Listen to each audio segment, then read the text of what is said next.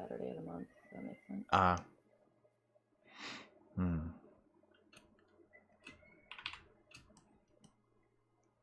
Well, let us start with the shadows. It's really deep darks.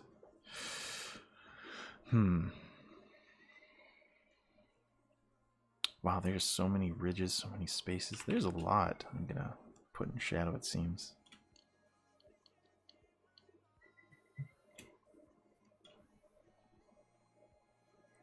And I'm assuming my lighting is over the top.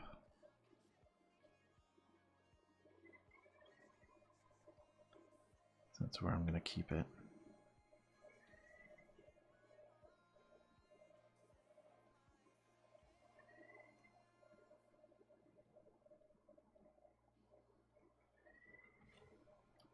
So you finding the opportunity to do some cleaning? Is that it? Animal Crossing house. Oh, your Animal Crossing. Oh, that's the cleaning you were talking about, hey? Oh no, I need to do actual cleaning because we're moving. So like.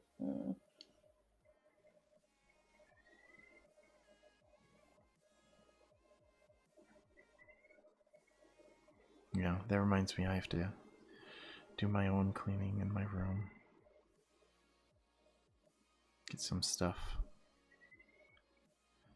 That way I have clean clothes for work tomorrow. Yeah, 100. Mm-hmm.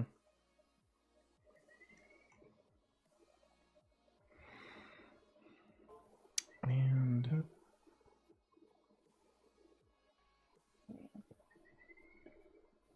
how much?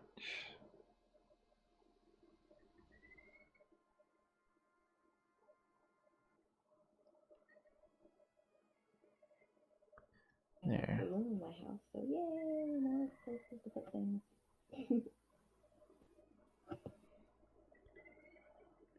So I keep debating on whether or not the first game I should get when I get a Switch is Animal Crossing. I'm going to be that person and say the first game everyone needs to get for the Switch is Breath of the Wild. Oh yeah. Well, I borrowed a good friend's and beat that game already. So the only thing I don't have though is I only finished 22% of the game to get through the game more so. It's terrible. They give you a bunk bed in Animal Crossing, but you're only allowed to get on the bottom bunk. What? I was always the top bunk kid when my brother and I had bunk beds. I was always the bottom because I love like darker or more, so I could put like a sheet underneath the top bunk's mattress and have like a cave almost. And my sister also had really bad anxiety and always feared that the top bunk would fall and crush whoever was on the bottom because she never sleep on the bottom. You know, I thought about that a few times and I go, it's just my brother. It'll be funny.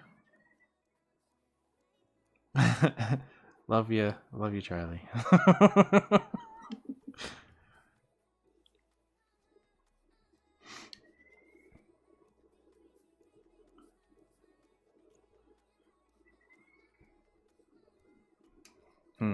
I might be. Alright, I have to decide now. Where's this sun? Where's this sun? Is my sun up here? That's the case. I'm gonna have a lot of highlights in the back. So pretty much nice little halo-esque around a lot of the edges. If it's toward the back and up. Of course, the lower I do it, I also have to blend in then oranges and reds. So if I have it high noon, I don't have to worry about that as much. Because this creature cannot fit indoors anywhere, I believe, because it's a sauropods are known for their height and size. So yeah.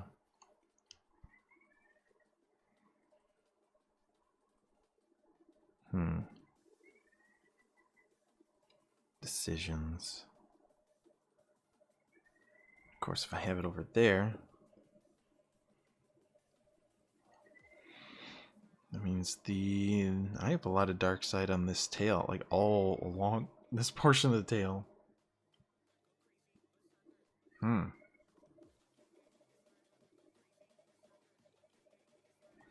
rest of the head is in shadow. Even the teeth would be in.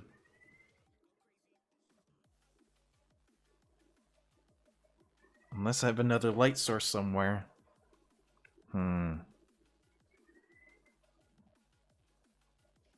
That's the other thing to start considering is where do I have another light source anywhere?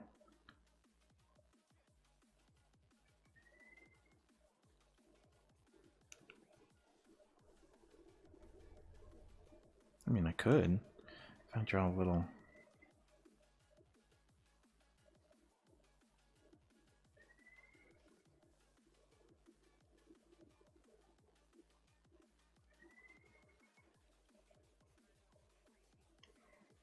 Technically, they can have a flashlight that's kind of shining right up into that. Right up into its face. Because that would show my perspective of how big this creature is. There we go. That might work. That'd be interesting too.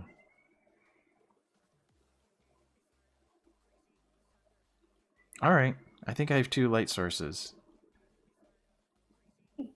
But then why would you have a flashlight if I have a sun? Dang it. That'd have to be moonlight, so then I have to do blues. Okay. That could work. I think I've decided. Moonlit filled evening. Unless the light source is like an emergency lighting. At what lighting? Like, emergency lighting. Like just that, like, dim out type, whatever. Well, that's also another thing, is like, considering, is this creature, is there like a facility like off here? You know. Right? For some odd reason I'm thinking McDonald's. Anyways. McD's. Is there something, do I have a building off on the off to the side somewhere? Because like, where did this human come from, and are they just wandering out in the dark and they happen to go, oh look, there's this big creature we didn't suddenly, we just suddenly came upon. Which also reminds me, if I think about it, I can have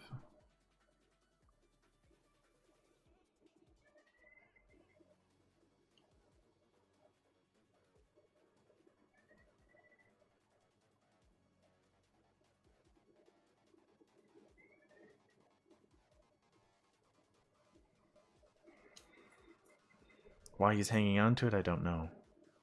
He's crazy. But I do like how this is giving perspective on how big this creature is, though, compared to humanoids. That's one of the things I really need to get into this, is that it really sets up the scale quite a bit just by having that comparison.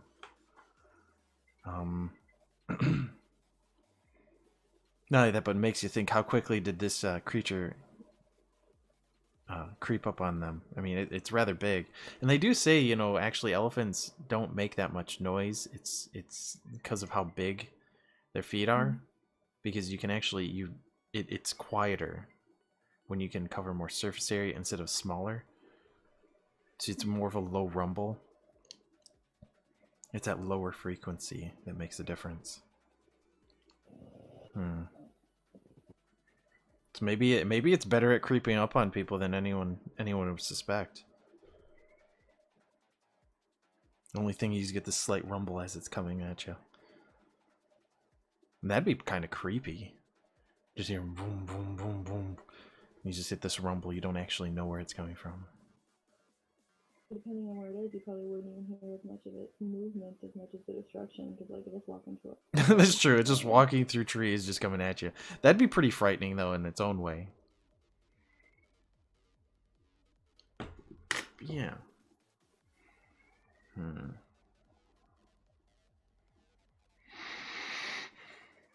All these decisions. Because when I make a background, which is I'm strongly considering doing that because this is one of my more one of those pieces I'm interested in exploring further. Because I mean it's unique, it's its own different, its own thing. I purposely picked sauropod because I've seen other people do xenomorphs as like what looks like the raptors and those iconic ones that everyone thinks like, oh, these are vicious predators. Well, what if it blended itself with an herbivore?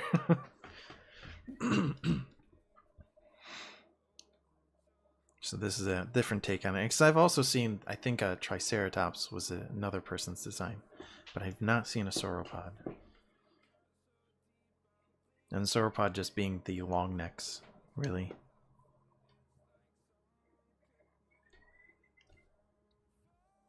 Hmm.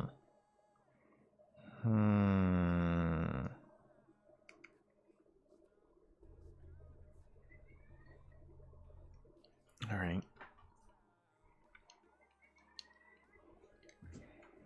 Well, I can always erase certain things later on if I don't like it.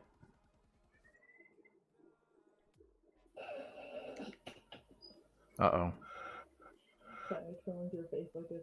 If we're calling all these people out of retirement to try to come and help out with the current pandemic, does anyone have Barack Obama's phone number? Yeah.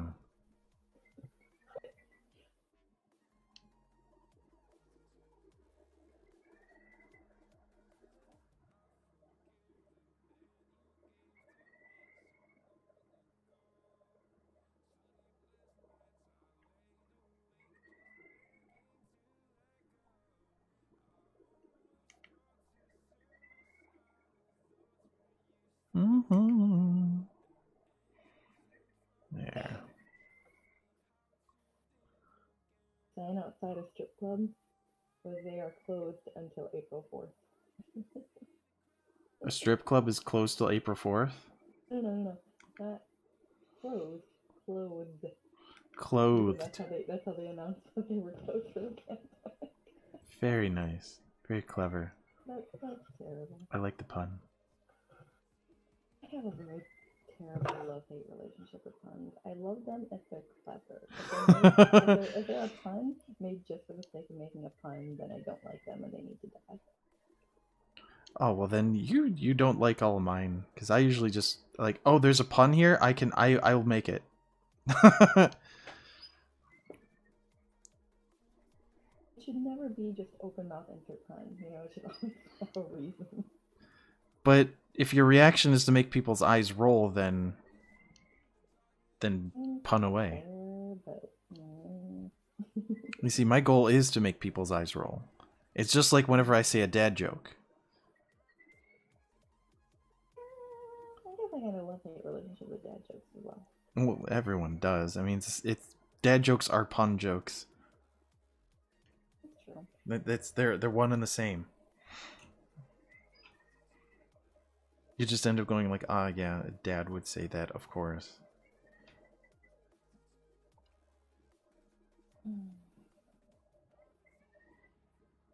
When you do get around to getting a Switch, make sure. Dang it! I love the Switch. Make sure you avoid Easter time because everybody hates it right now.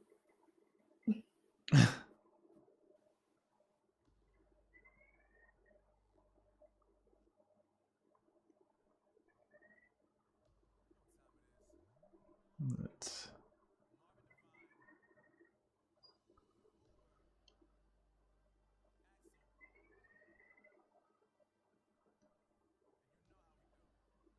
This might be a weird place to put shadows, but I'm trying to figure out as best I can. And like I said, I will erase if it doesn't look like it works when I get to the highlights.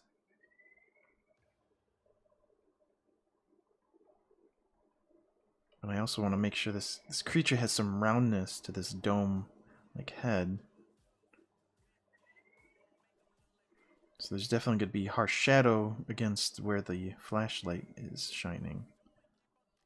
And then I also have the lit background, so I have another highlight slash shadow like color to work into this. Should be interesting.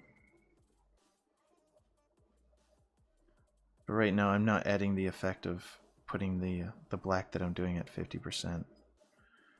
That way I see exactly where I'm putting it, and it's make sure it all works. So of course everywhere inside this mouth. Even these teeth, really.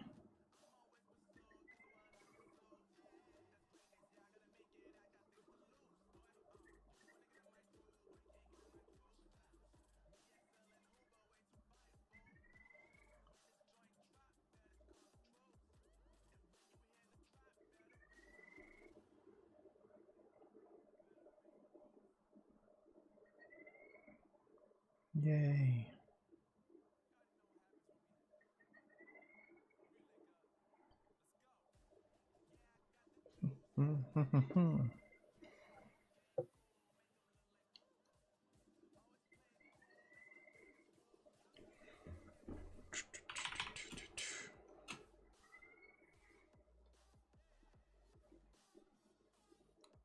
So I'm gonna have to get your sister on here at some point, won't I? See if she's up to drawing something here on the fly. I'm sure she would be. I will say though, your best bet would either be on Wednesdays or Sundays, then she's not going or coming to work or sleeping all day due to working third shift. Yeah. Well, I would definitely have to pick her up on a Wednesday then. So we try to keep it to 3 days, because like even I like if I wasn't working retail right now and I had a different job, I'd be streaming every day, to be quite honest. Doing at least an hour or two here and there and spreading it out. But I help out at at my retail job. How's that going?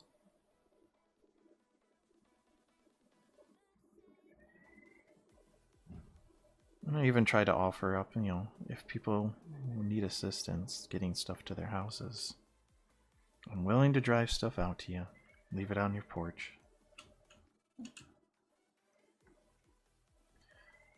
But at the same time, you know, there's Shipped that's doing that and everything, so it's more of a, if you're really having difficulty getting that shipped order in, then I will make a care package. It's just very hard to also then, you know, there's that trust between just offering to anyone and not being part of that, you know, that app is one of the bigger deals. I've offered for a lot of my friends that are either immune compromised or have young children. I was like, hey, oh yeah, I have a good strong immune system, so if you need someone to run to the store, I am totally down to get the fuck out of my house.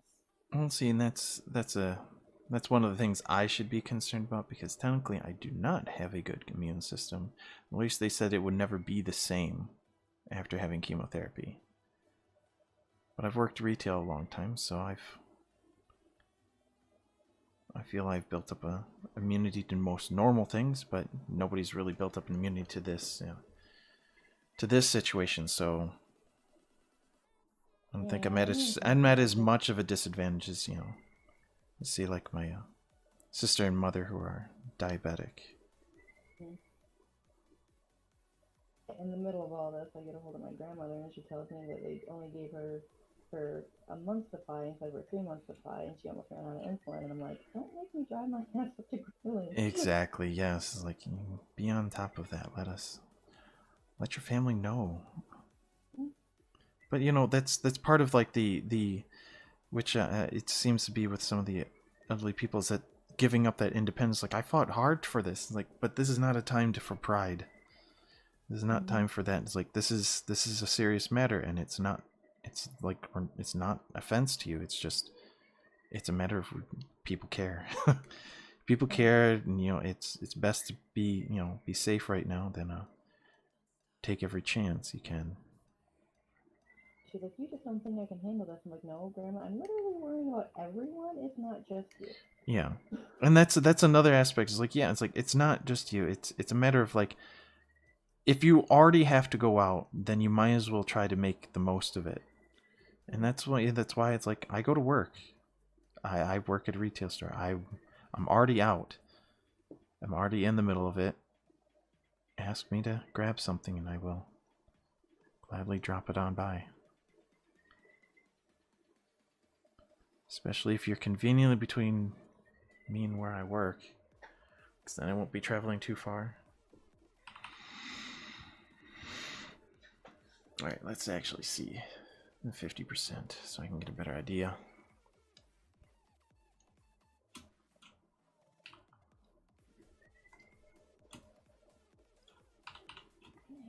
Yeah.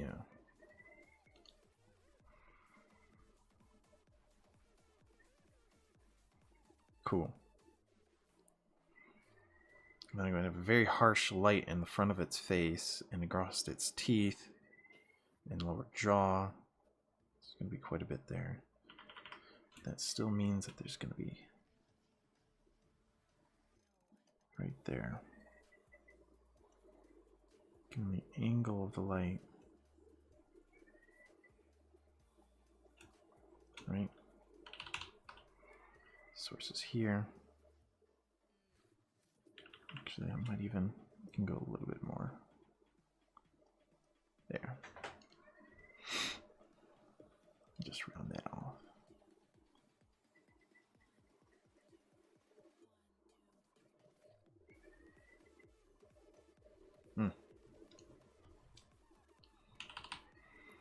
I didn't realize how much I'd actually like this piece, to be quite honest. After the beginning, where it was Kayla and I were joking about our so many buckles thing, because there's so much detail in these particular creatures that we were just reminding ourselves sometimes we bite off more than we can chew. Especially for stream period, because like this is now the third stream of this one piece, and I'm just getting to its coloring and shadowing and other, you know, just yeah, it's taken its time, but it's one of the things. It's a labor of love. I do it because I really want to see how this creature turns out, because I haven't seen it anywhere else before. So it's like I've already made something unique for in my mind. So that's one reason to finish it.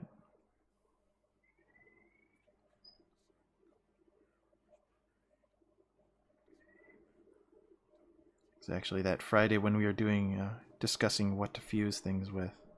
I remember spending a lot of time actually looking at all the other dinosaur creatures that other people had made with the xenomorph, and I go, you know, the one thing I'm not seeing is this.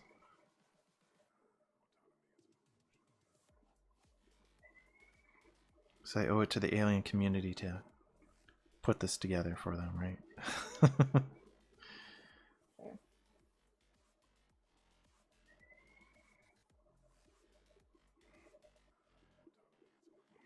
Now, of course, I don't draw like the others that have like gone to like hyper, you know, realistic features of the aliens and such. And it's like, yeah,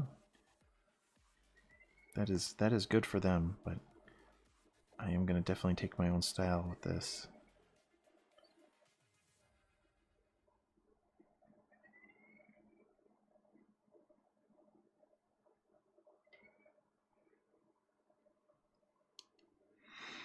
Alright.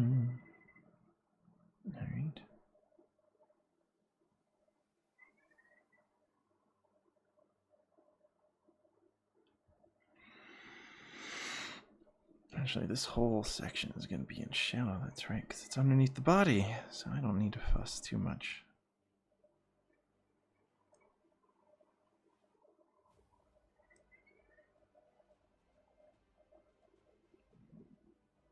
There. You know, I might have to have 2 levels of shadow just to get some of the really deeper, darker spaces and crannies and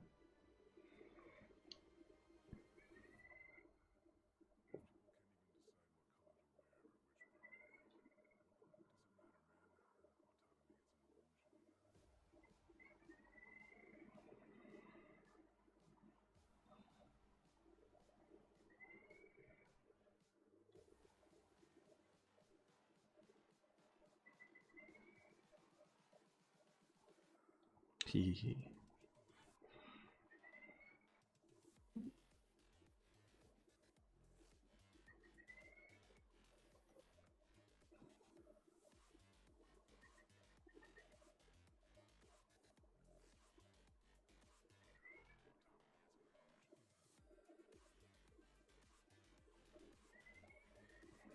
Oh no, I almost feel like putting on music to sing to you right now. I always do that whenever I'm drawing anyways. It's like preoccupy the other part of my brain with something.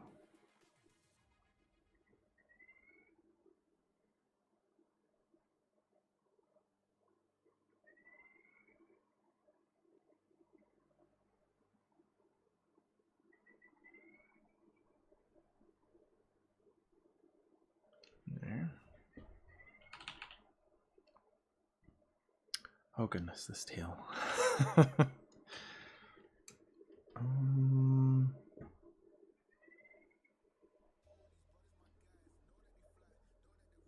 And I try to get some resources and just get nothing but freaking eggs. Nothing but eggs? That's what it sounds. Easter promo.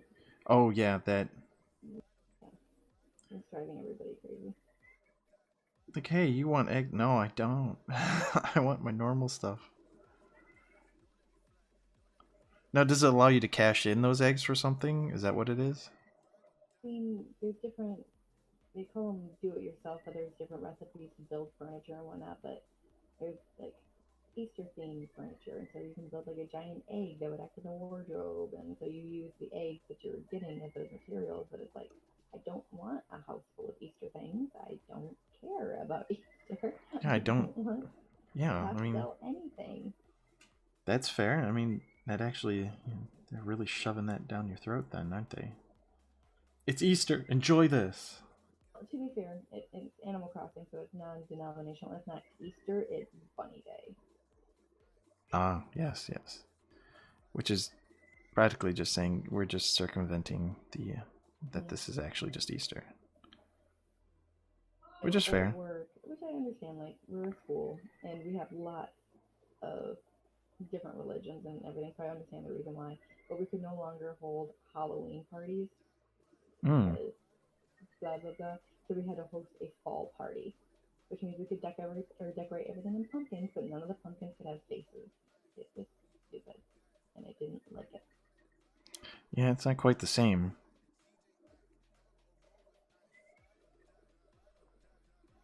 But you know, that's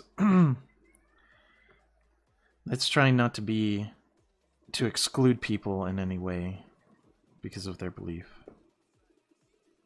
I get that. The only one I really think it. Most Christians celebrate Halloween at some point. They just don't put a lot of stock in the quote satanic part of it, which there really isn't. You dress up for costumes and you go get candy. If anything, it's a Halloween against Santa. And it's also, it could have easily been changed for some people is to celebrate the passing of people. In this case, you know, instead of make it a day that's satanic, is why not just honor those that have passed in your life in that case? What they do for the Day of the Dead? The day before, yeah. And if they spent more time of just like, maybe that's what our focus is on for the whole month, and then dressing up and everything.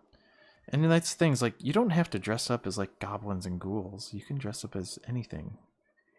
You can dress up in, you know, ancestral robes that are of your that's from your family, you know, family ancestry, and then just like do it. That's you honoring them. And other people, you know, do other ways themselves. I've done vampire every year since I was like grade school, with the exception of any time it fell on Youmacon, because then I was just cosplaying. This past year, I was actually I worked a good portion, but I didn't have to work like into the period of time when the trick-or-treaters were, so I didn't take off my work shirt, but I ended up answering the door with my arm twisted up behind my back. And I had it twisted up, and it was actually holding the bowl of candy, and I was just grabbing out of it with my right hand and giving candy to these kids, and it was great fun because all of them were just smiling. None of them freaked out. I don't think any of them like realized that this was actually my arm doing it, and they thought like, oh, he's got this nifty little trick he's doing. I'm not scared. It's like, nah, it's like, you're good. So luckily, I didn't like really make anyone cry. It's like, oh my gosh, you broke your arm. It's like, no, I'm good. I'm good. This is how it works. So I wasn't in any particular costume, but I did something to. I was just an overworked retail worker that broke his arm. What'd you get? Oh, Nemo! I got a little clownfish. Wait, why isn't it Marlin? Does it not have an attitude? I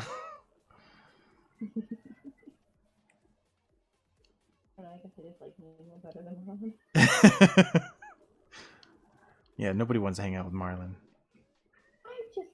He's a I'm party not a pooper. parent, therefore I related to Nemo a hell of a lot more than I related to Marlin. Oh, the worrisome father that like, oh my gosh, all these things are gonna kill you. Yeah, they practically encase you in a self-contained fish tank, fish bowl, so you don't have to interact with the rest of the world.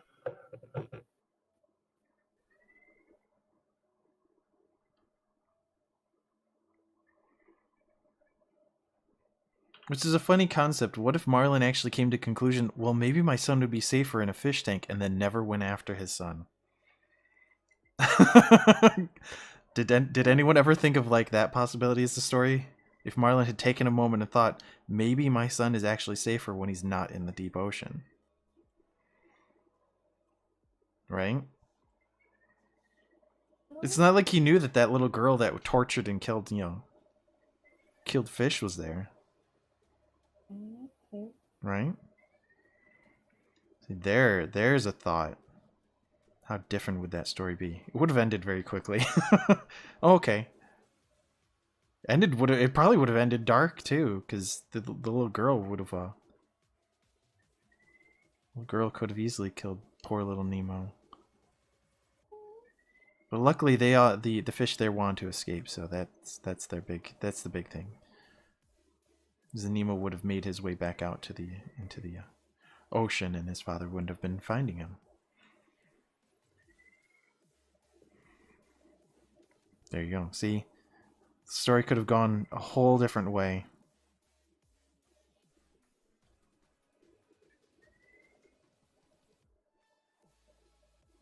But the thing we got out of Finding Nemo is Dory. The adorable, forgetful fish. Which I could relate to on the fact of being forgetful. I'm not particularly old, nor was I when, even 10 years ago when this was still a big thing. Like people say, oh, I walk into rooms. Like I walk into rooms all the time and stare at everything and go, I cannot remember what I was going for. And then a lot of times, like, I have to look at what's in my hand to remind me what I'm even in the room there for. It's like, oh, that's right, I was gonna get coffee.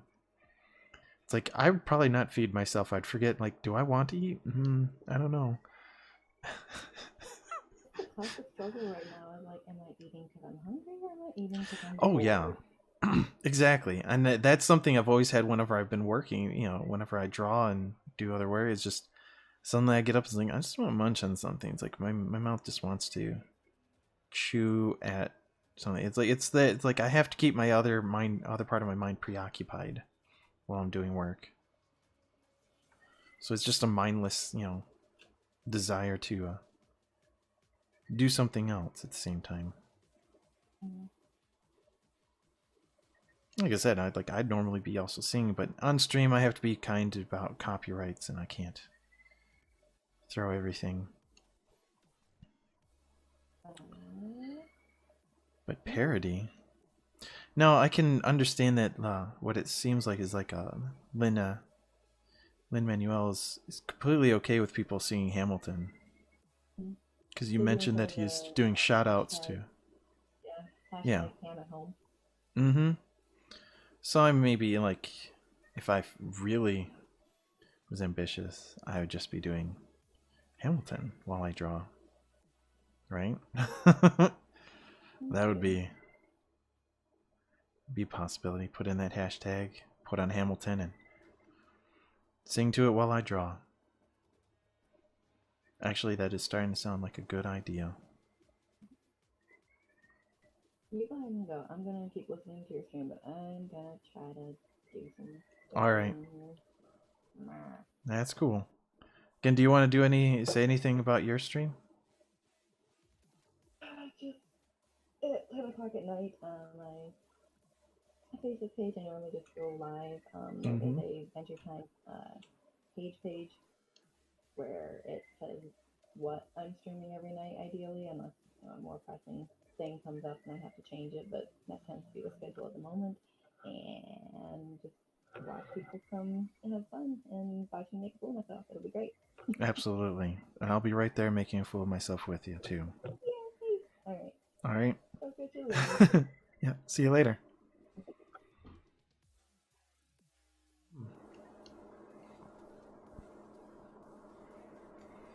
Ah, that was nice. Alright.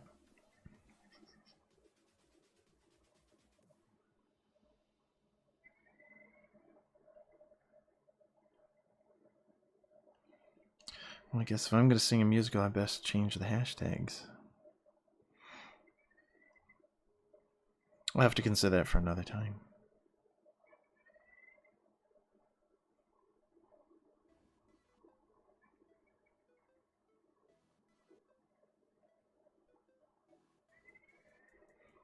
Okay. And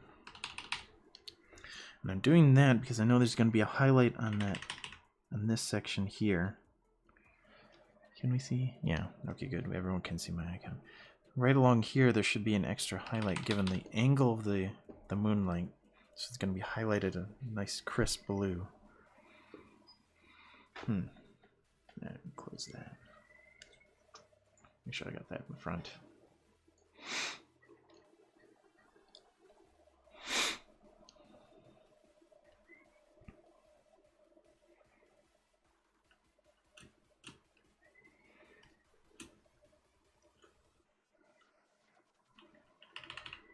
Alright, so let's make sure we clean up some of these edges. Yeah. Because I did get sloppy when I first started. I was like, I'll just go back and clean, which is what I get to do now.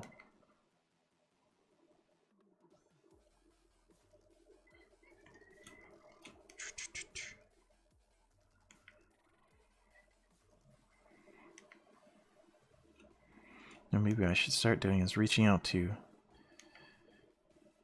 bands that are in my vocal range too. Say, hey, I want to sing your stuff while I'm drawing. And see if they'll give me the okay. The only problem is now I think about it is like, how would I tell Facebook like, no, I have the rights to do this because I asked them, they're cool with it.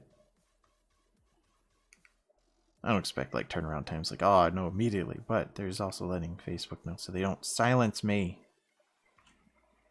Oh, we're muting part of you. It's like, oh, that's nice. Not.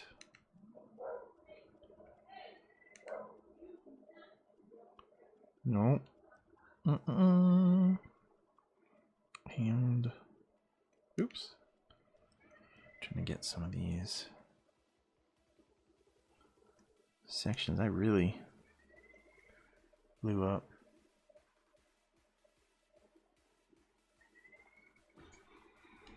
What is this advertisement that Facebook is throwing at me? Oh, that's an interesting little feature. I'll have to look into it. Set up a gift card with one of our partners so many people can find and support your business. Of course, that's just buying viewers, though. It's not really the same thing as having people actually want to come see this.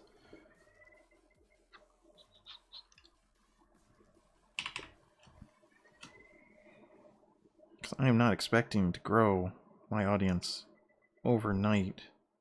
Like, just have it explode and go, oh my gosh, because one thing, that'd be too much, stress to try to handle so many extra people all at once. Especially when I'm still working out like what it is that, you know, we do and how we do it. Cuz that's a big thing. Keeping the focus, and it's been developing over time, cuz like I like the idea of bringing on different artists, featuring them, seeing them, you know, have them talk about how they come to their decisions in art and what inspires them. That way everyone else can understand, like, they're just regular humans. They're regular humans. I say this as if I'm not part of that race.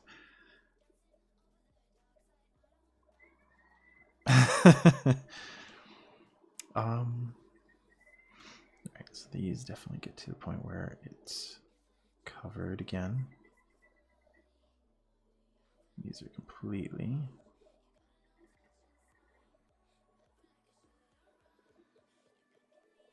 There.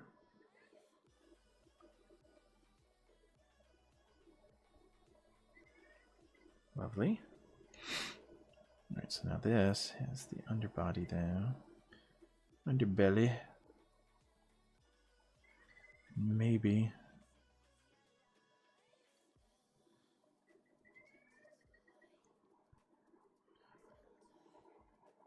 And this one definitely only has. This is to help give it that perspective of where everything is. Because then this is also in shadow. Just round it out.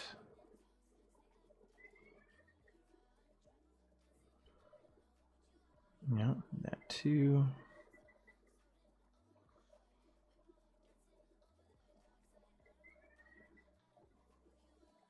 Nope, not too much. Awesome. Yeah, like I said, this is to pull out the three-dimensional look of this entire creature, give it its shape, its depth.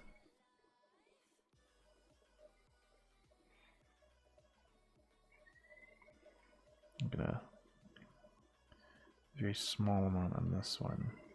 There's none really there except for maybe here. Just trying to remember where that moonlight's coming from. Because if anything, I'm also going to have a highlight of moon. The moon's casted a light across some of this. Maybe get a little bit on there. Just a little bit. Give it that slight, like this is rounded. It's starting to tuck underneath itself. Just ever so slightly. Sometimes, like, the biggest thing about details, you know, even the smallest one can make the biggest difference and give people that idea of, like, oh, this is how it's moving, this is how the shape works. All right, even if it's subtle amount. It's what most artists do, is you want to make everything look right so that nobody questions it. But if they do, maybe they just don't see what you see. But that's part of, like, this. It's like I like people knowing my decision making. I feel like this is how it should look. Doesn't mean I'm right. And it's going to adjust over time because this is a pretty big piece. There's a pretty there's a lot going on.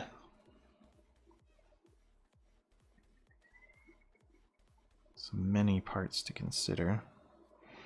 It's like this, to give these their depth, to make them feel like they're actually somewhat of like a bony either protection or some means of, like, you know, a protrusion from the foot. Gonna give them shadow on the one side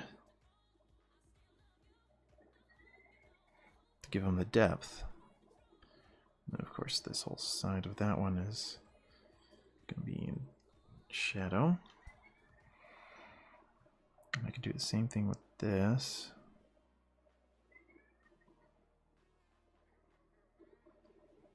Okay, small shadows.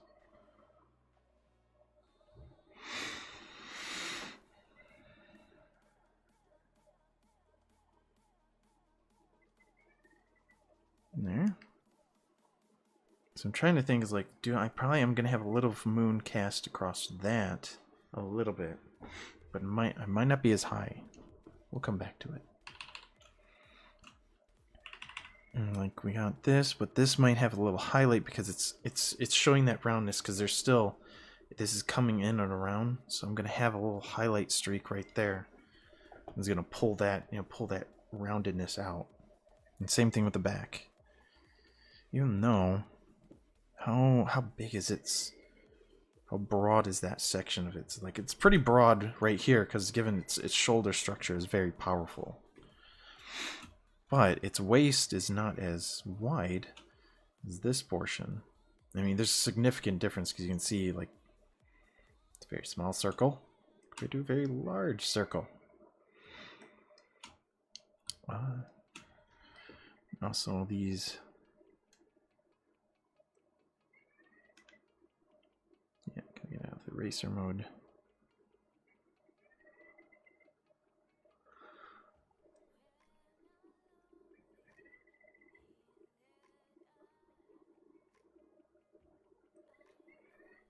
You might end up doing more. I also have to consider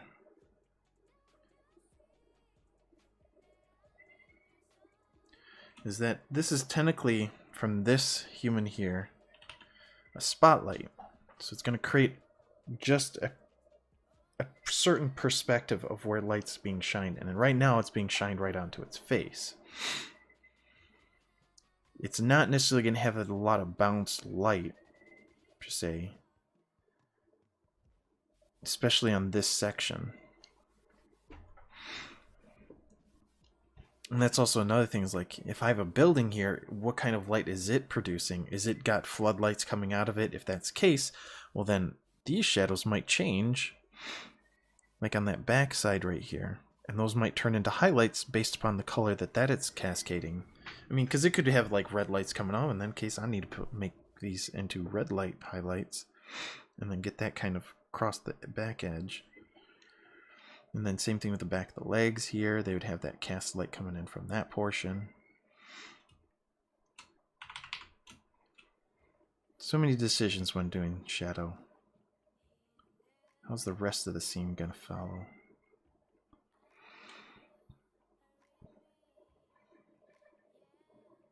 That's my big decisions. How much work am I putting in for myself? Do I want to make it like a space base that was like a planet of dinosaurs, and the facehugger found an unfortunate long neck and became this version of an xenomorph sauropod?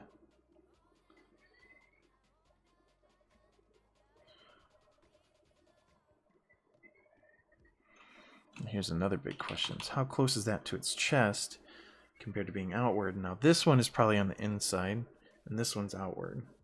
So this one should have some of the cast moonlight across that. But then I also have the neck to consider from that angle, which should actually probably be about up here. So the whole shoulder should be casted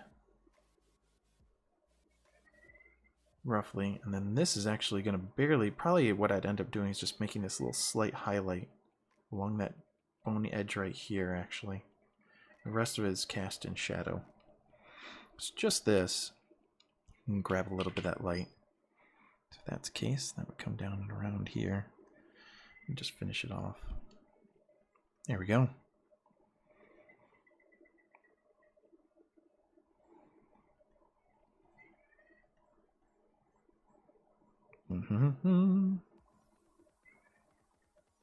There. Pretty sure then I'm going to have a highlight here, and then this is so far on the other side of the leg. That's all in shadow. Okay. This is where the idea of a secondary shadow, because like this is going to be very dark compared to this dark, because there's also that aspect, it's got another portion, another fold that's casting an additional shadow.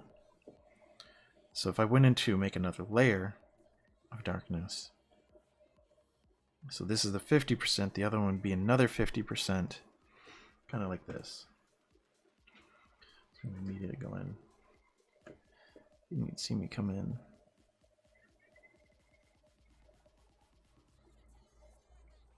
Just follow it. And add that extra layer for those particular deeper shadows. Because it'd also be a lot in, you know, the belly area. Because you get some that are like... Because there's these deep ridges, these extra protrusions that are designed...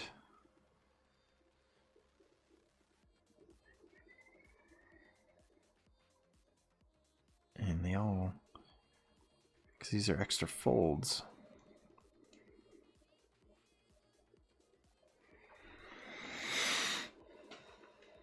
So if I did that, that's the kind of aspect. It'd be very subtle compared to the rest of it. It wouldn't be a tremendous amount. But it'd add an extra layer of depth to the whole thing. Because now you can see how much deeper this section is compared to the rest of the arm. And it really lets the two kind of bounce off one another, saying like, ah, these are that much further apart, or this is almost folding over the top of this. It's blocking more light. And like even something like this, I could because this is the tricky part. I'd actually have to go in and do a selection along this edge, and kind of like I could pull out a gradient in a sense and just have it blurred out if I want. Or I just do a selection of this section and go, here, make this slim, use the gradient tool and just make that a gradient, and then boom, done. It's cast that little extra shadow feature to it. Because if I went in and blurred it right now, I'd have the blur bleed into this section, which it doesn't belong. I don't have that deeper shadow. So I definitely want to make sure I don't do that to myself.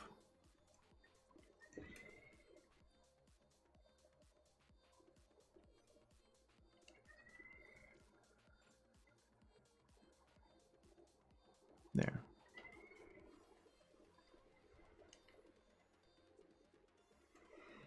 And you know, this secondary one is the more subtle portion, and I mean I'd even, because this would be really, really smaller, finer, detailed portions where it's just like that little extra deep, that extra. But a lot of this is still.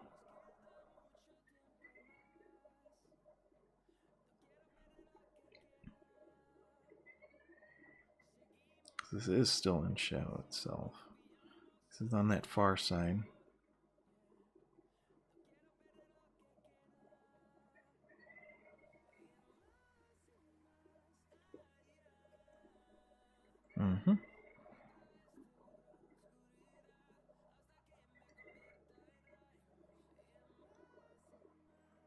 How much?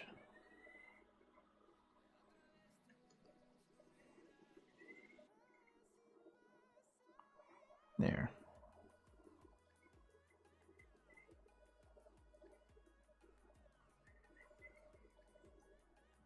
I like that.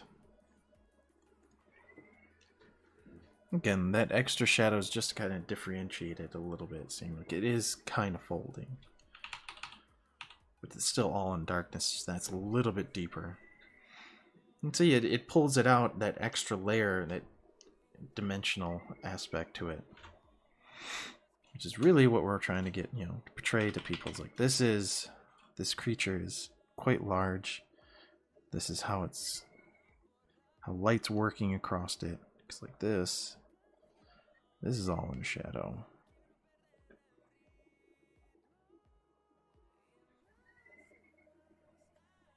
And then this even has same thing as the other one. There's gonna be a highlight on that side compared to the rest.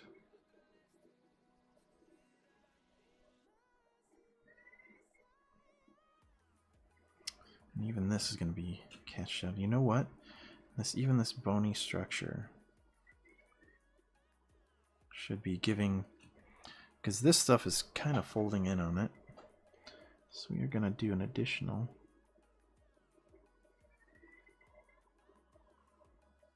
Red on the other side.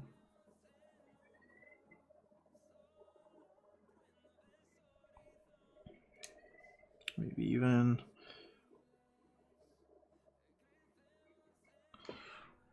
There we go. Really give it that rounded feature. That this is kind of bulbous. That it folds in on itself, but it also then protrudes out further. I believe Kayla was even mentioning it's about her own work yesterday, where she lets the color kind of do certain things on those wormy creature tendrils that she's working on, but she decided to do it the line work to give it that feel that it's protruding, that it's got its own roundness. And that's a great thing to do. You know, you can do it through your inking, or you can do it right through coloring.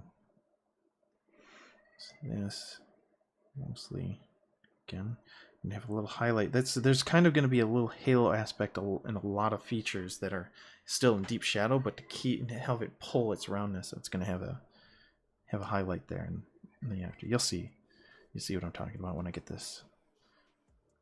Heck, I could probably actually jump to it so people can see it now, because what is it?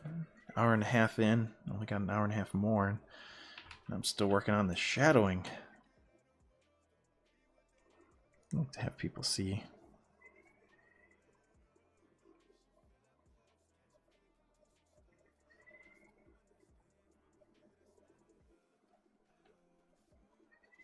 Actually, you know, this would only be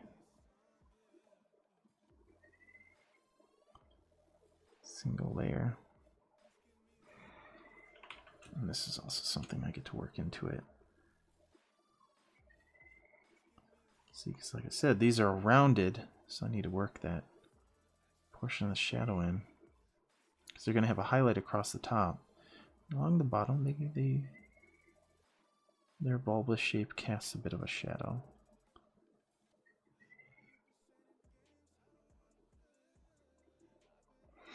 There we go. That even means that this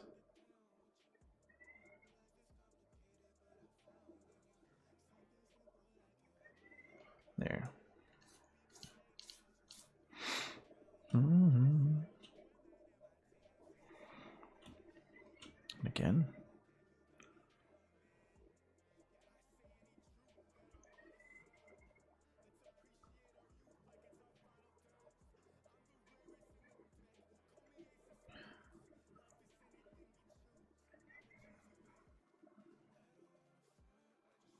Yay.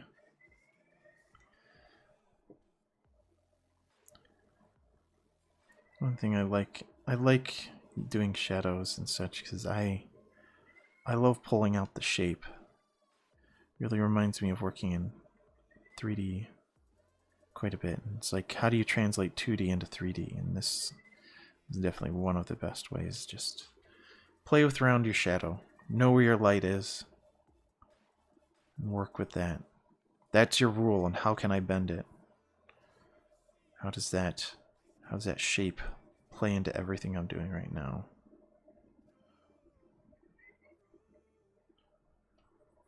Alright. Now I'm assuming that this is back enough, so these are going to be showing a little bit. Just going to make sure. Don't. That does not mean that this does not have a little shadow on this portion here. Same with you. Just on that underbelly that's far enough out of it. Oops.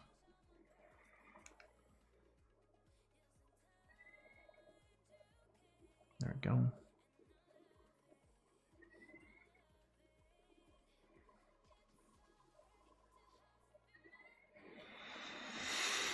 All right.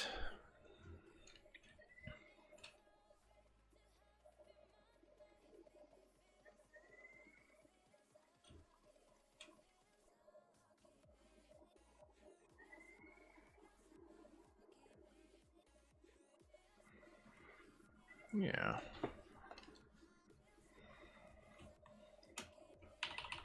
Because the big thing is that this has no light coming from that flashlight. That flashlight is pretty much engulfing the front of the face. And it's missing that arm because that arm's far enough back. But I'm wondering I could do the effect of like a very slightly yellowish white and have it cast in front of it because of our perspective. Now, usually you'd only be able to see the light as if there's something between it like dust or anything to actually have the light bounce off of. Otherwise, you can't see light like that. You have to have it bounce off of something. So if I did that, I'd be assuming that there's dust or something in the atmosphere or something in that air between these, the creature and my Xenosauropod's face. Something for it to bounce off of.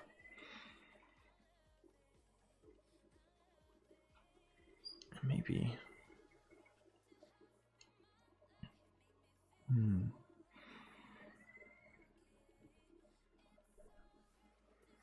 Because this is rounded. See this. This is on the darker portion.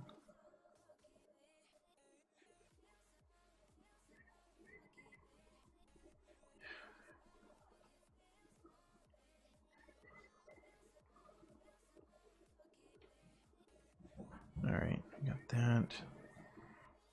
So where does this lead to? No.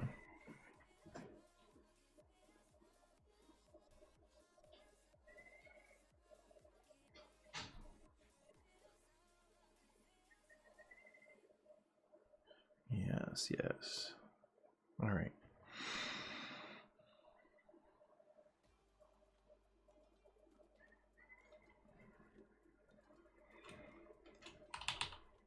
Okay. Now a lot of this is in its own shadow, and it's going to have a second layer of deep shadow. Because this, other than like this front tip, it's practically in its...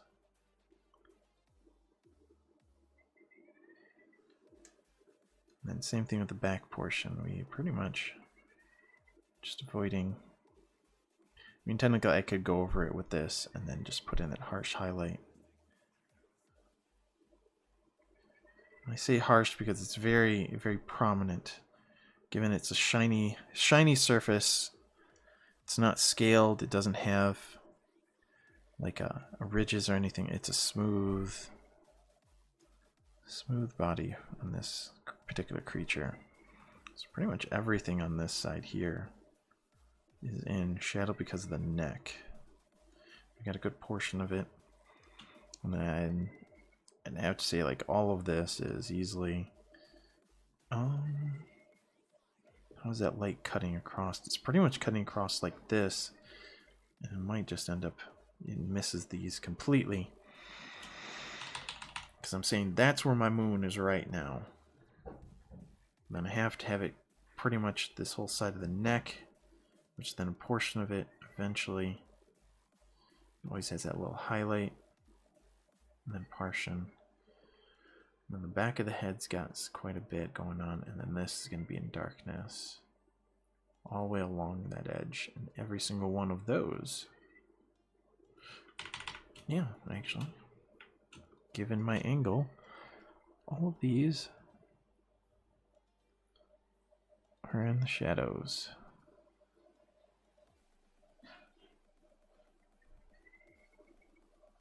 Now, they're not going to be like the deep extra shadow like some of the other features, but they're definitely, and like a lot of these could easily have that harsh little highlight on this side, which show you what I mean. I could easily come in and go, is that not going to work? How does that not? No, I need that one right now. Actually, that's right. I do not need it to be at all compromised. So let me see. That's why, because I was on erase mode. But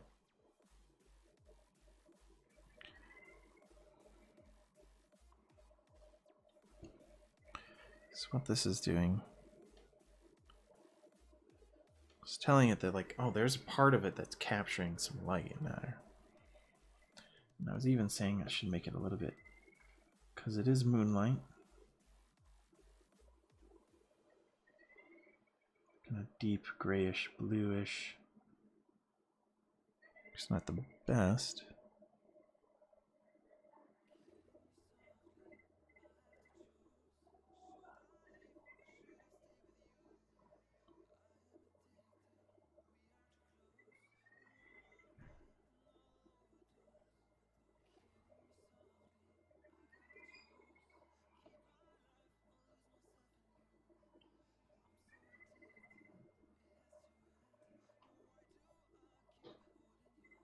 Mm-hmm.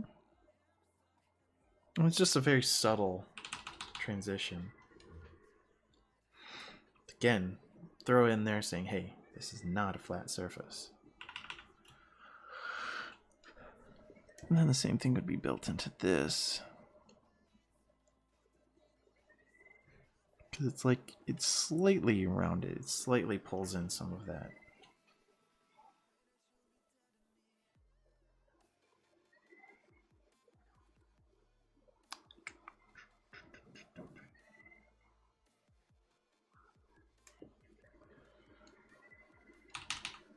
And then the light from this particular, from the human, is not, it's not the moonlight.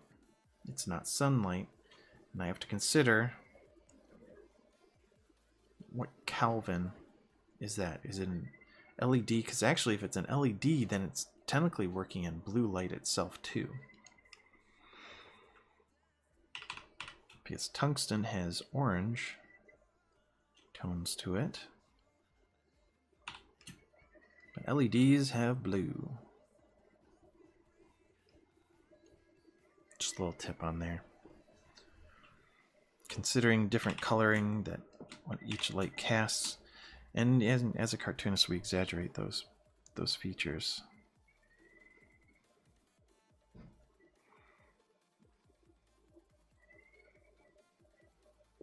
Because we want to portray as realistic, but not hyper-realism. Hyper-realism would work all in those gradients and show every nuance of it. We're giving you the base. Like, yeah, this is how this one works. Yeah, I'm going through and I'm gonna, since I got a particular color, which actually, now that I think about it, I'm also gonna make a color swatch off to the side here in the highlight portion.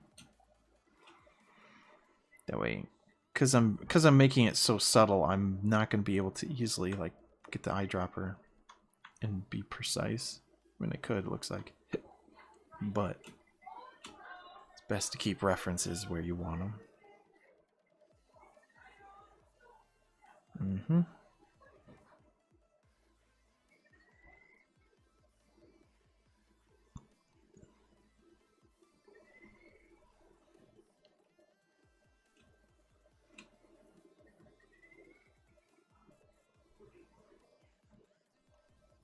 Some more in there.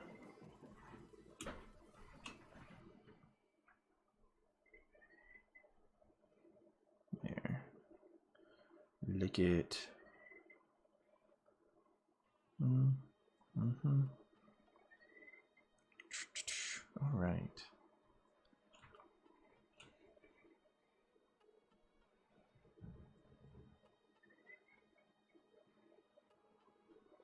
As you can see, I'm trying to show some transition along the edge to the top to where this positioning is of this. So this highlight, let's definitely get a different cast across the objects. So again, it's showing that movement of light even across.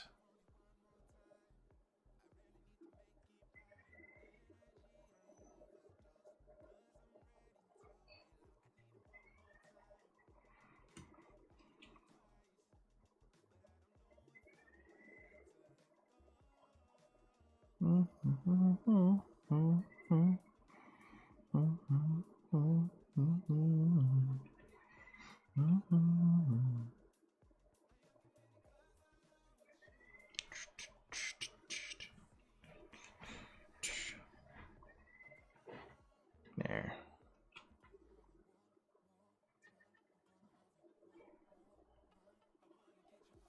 It's another. It's working lighting across the creature, across anything.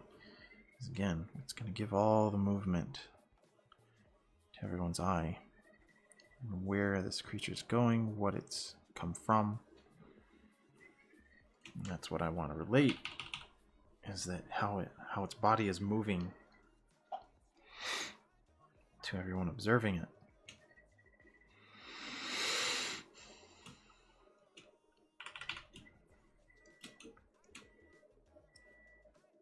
Let's go a little bit further. So the idea is that this is just a very subtle. I'm getting sharp edges. Things that have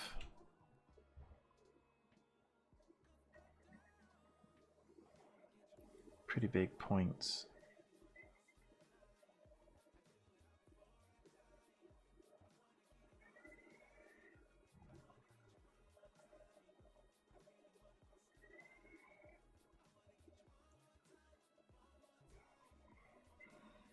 Yep.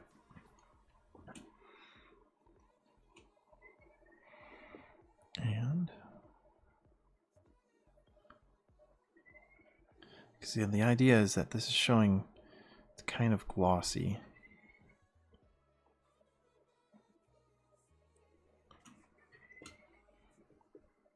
Let's see if we can get the tail done doing this. These are very subtle. Oops, that actually is a bit more than I wanted.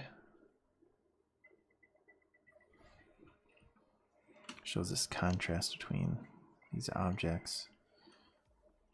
How much of a transition they make.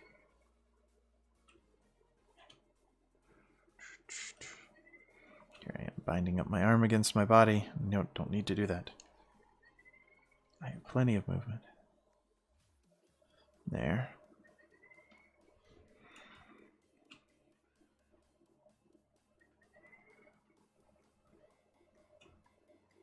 Now again, I'm just, like I've said before, I'm kind of winging it. I'm not entirely certain.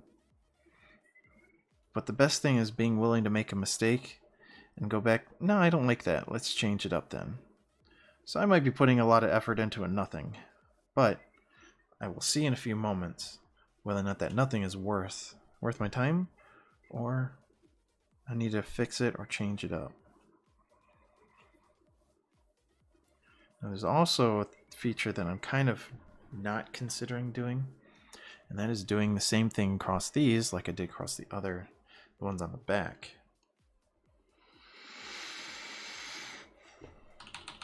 Which I have to say I might have to go through and do to pull them out.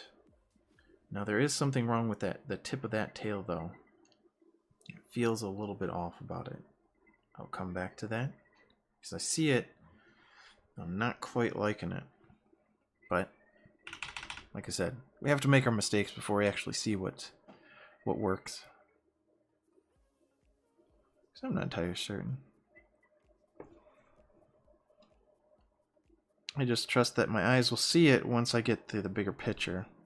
And that's all I can do.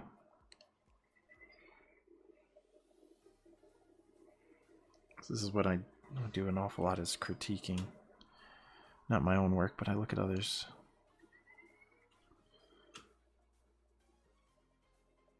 Very happy to say that I have a decent eye for this.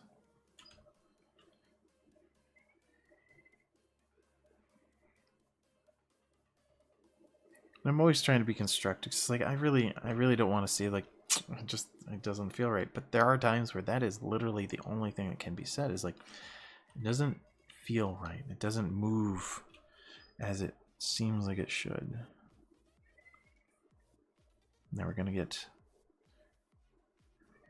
This is where a lot of these extra highlights are gonna occur. Let's go the other way. And this is that harsh transition showing these objects are very glossy, so they are highly reflective in particular areas.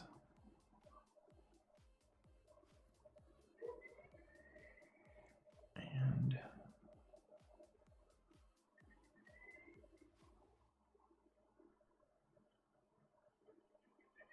there. All that captured.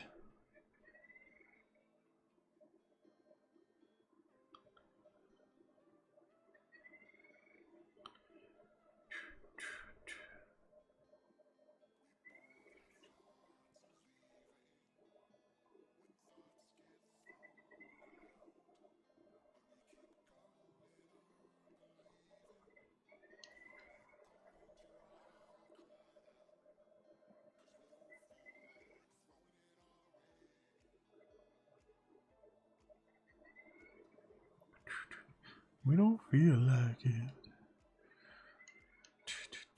Alright, and this is starting to transition from that to this. Again, these highlights can start showing transitional data too.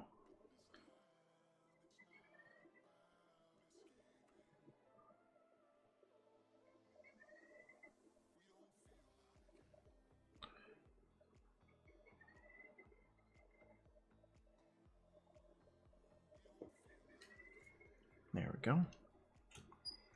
So count.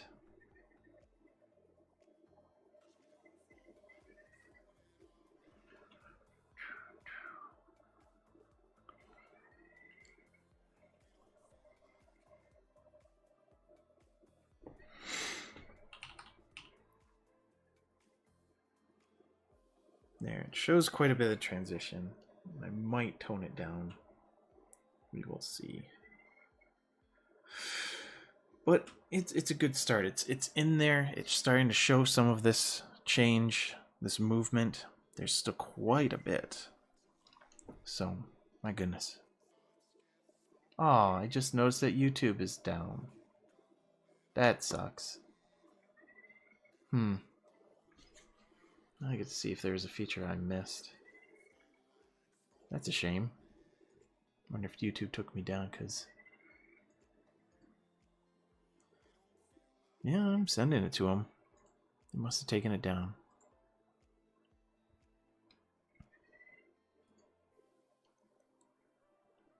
I shouldn't be shocked. Oh no, there it is. Why did it blip on and off then? Huh. I guess I just turned over and just noticed that it was down for a moment. That works. I mean, it's a shame that it went down for a brief moment, but it must have had a little lag. And there it goes, blipping on and off again. It wouldn't be stream day without at least one glitchy thing.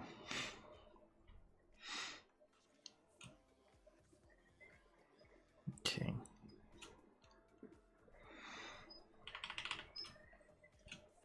Now we do.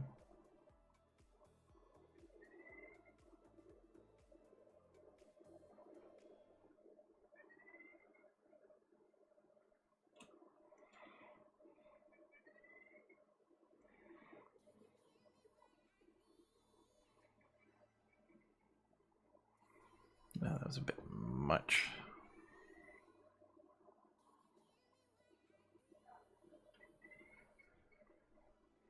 They're very subtle. They're not huge transitions. Plus, it's already a whitish color, so I'm adding a very light blue to it to kind of pull some depth, more depth into it. But it gets kind of lost. So we don't start right up against that, but we definitely.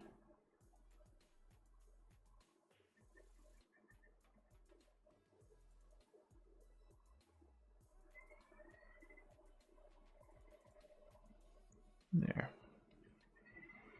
Same thing with this, that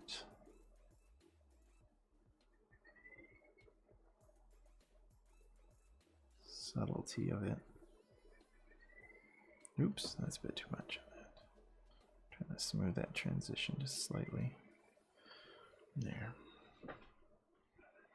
Of course, we have on these is rounded features, so to pull out that portion still.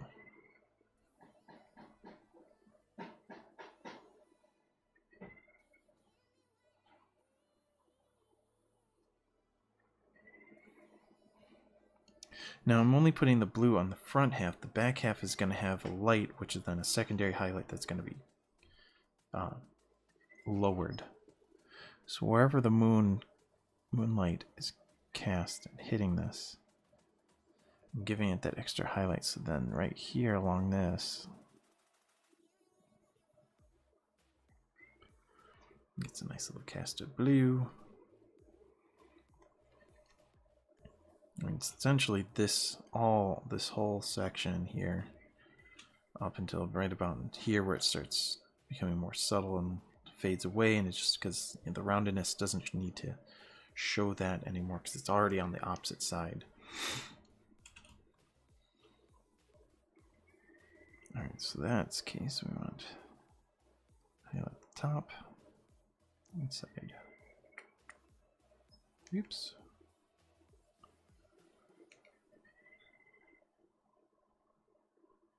Top ridge, a little bit of side. Top ridge. Actually,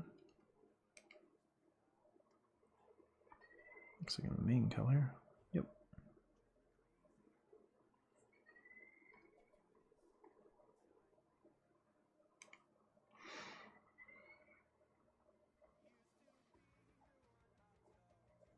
There. Gonna get some of the rounded part to it. You can always go in and erase again, and one of the fun parts about doing this digitally is that you get a lot of freedom to go, oh, I don't like that, and not have to use a bunch of paint and let it dry and then come back to it and paint over that section and rework it and everything. You're like, no, I get to just do it all in one go. Because that's usually what you do. Is like if you did something wrong and you didn't like it in acrylic, you'd have to let it dry. So you'd have to let it sit for a good couple hours or a day just to make sure you didn't blend that color into something else if you really didn't like the tone it was making. So again, traditional painting is got its own timetable, whereas for digital, it's more. I always feel it's like more immediate. But this is a great place to explore ideas. Just like how I use my sketchbook. I use it to see certain aspects. I'm pulling this down further because we're getting a nice little transition into how or where it's highlighting.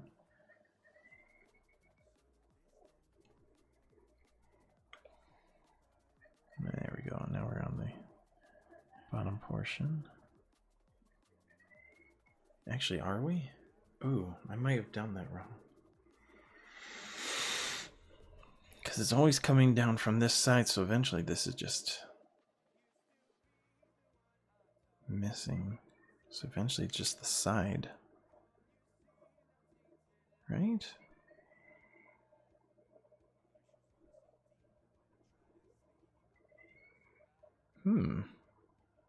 That's a good question.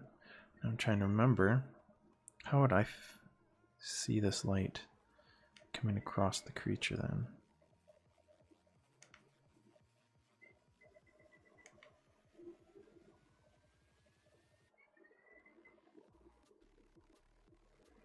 Wouldn't quite be that.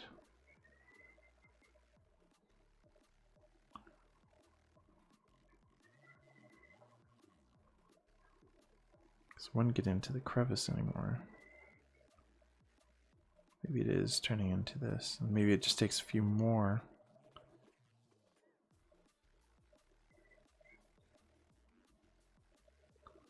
It's subtle.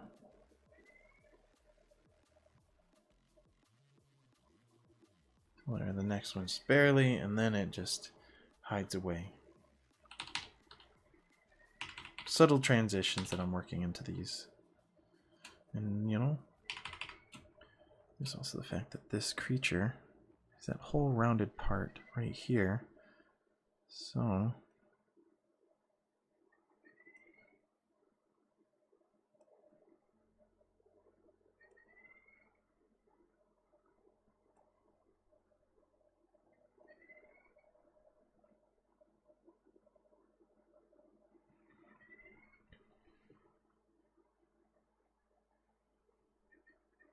just working on that transition because it's behind it, so it's got its own body. It's not. It's like supposed to look very much like a solid line of its own right behind all of this. So I gotta make sure this looks clean, straight, like as if this is feeding into the next one. There. little bit. Oops.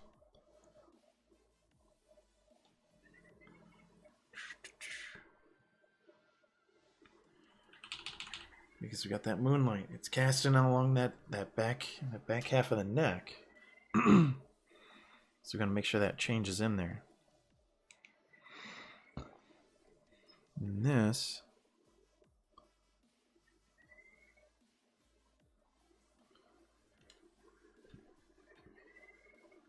don't quite like it, but there's something more I got to do with it.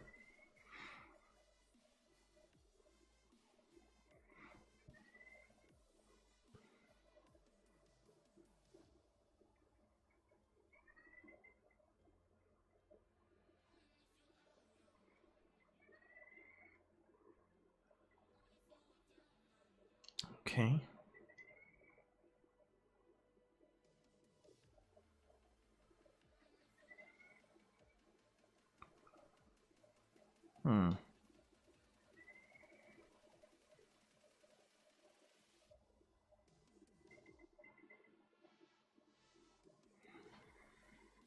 That highlight's definitely gonna need some work because we got it right on the back side, and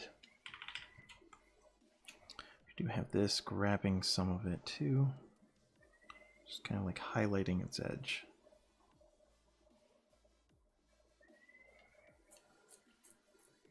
Just very subtle. See, that's another thing I can go through, and I could easily just lighten it up, but it does not give me the harsh, glossy look of this creature by doing that.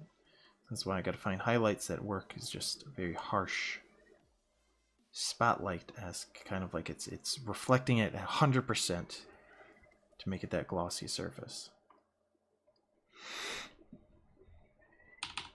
So really, like doing these particular highlights. I'm looking for where is this very high gloss, high like nearest 100% reflection of the light right back. Because in this case, all colored underneath it is just gone.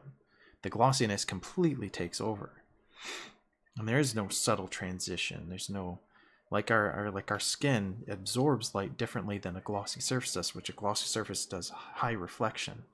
So there's a huge harsh edge from where it actually is throwing back the light compared to where the light doesn't, like it suddenly, the angle of which the light we see it. Because that's the thing, is like how this highlight right here is working. It's coming out down here, and then it's coming right out to people, right, boom, right at that angle. Not exactly that angle, but the point is that it's coming down and it's coming right at us. And if we actually moved our head, like say to the left or right, and we were like this, that where that high gloss is going to transition based upon where we are, because that's the direct light is hitting this, and it's reflecting like not 100%, nearly 100%. What our eye is interpreting is like pretty much spot on a big, reflective light right at us. Which in that contrast then is like, looks like everything else around it is that much darker too. And that's how you get that glossy-esque, shiny surface. So let me erase that because I don't need it. But that's technically what I'm looking for across this creature's body, is that huge transition, that really quick. And this might be this is starting to feel like it's a bit too much. It might not be helping show the roundness of that particular feature. At the same time, it could be actually a little bit further forward for all I know. But right now, since I haven't finished all the shadow either, I'm going to leave it with that. And these, back to my layer tool, these have that kind of,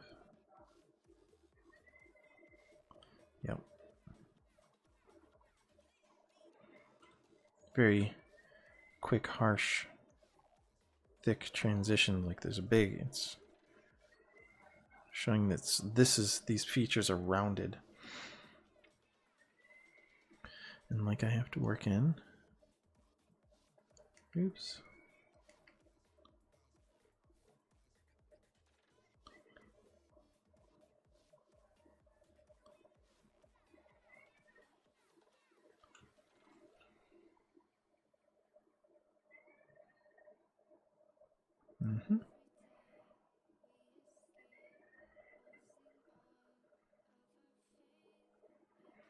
Whereas for there's the Absalom, like this can be subtle in how its transitions made.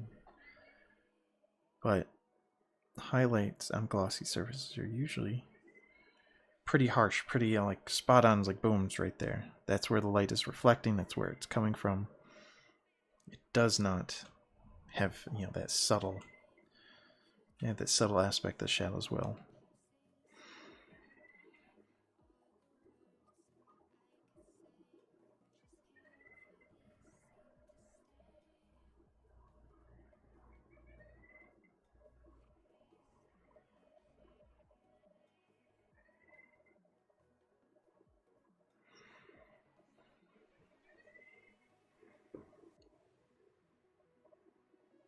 There.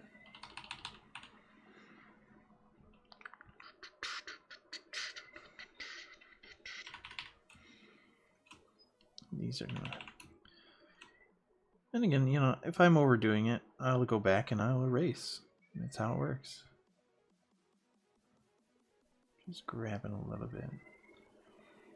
Actually, should be, if anywhere, just a little bit higher. Tear that part down a little. Again, it's closer towards the back. It's really toward the front. This is just to kind of, again, pull and give it that rounded shape where the light is grabbing it and just throwing a harsh light right into our eyes at this angle.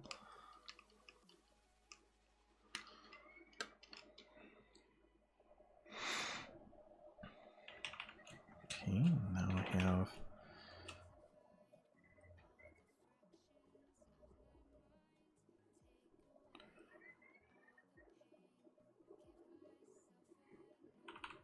Yep. I'm liking it a lot. It's working out.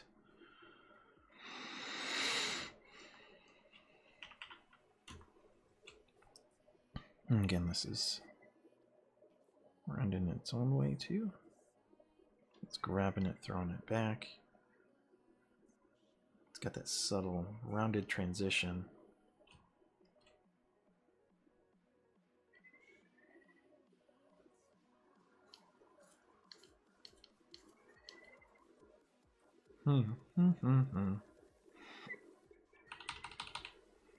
I'd rather go overboard and then go back and take out things and not do enough and then figure out I need it later anyways.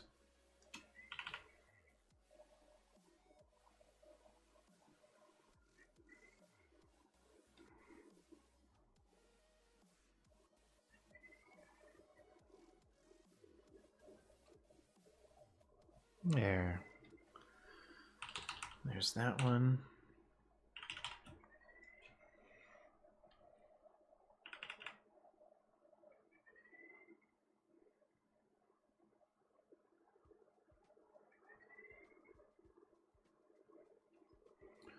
Same thing's gonna happen with these. Let's grab a little from the top.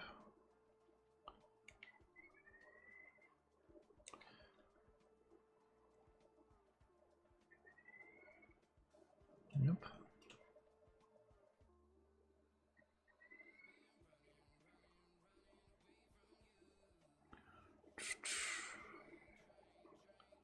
Okay.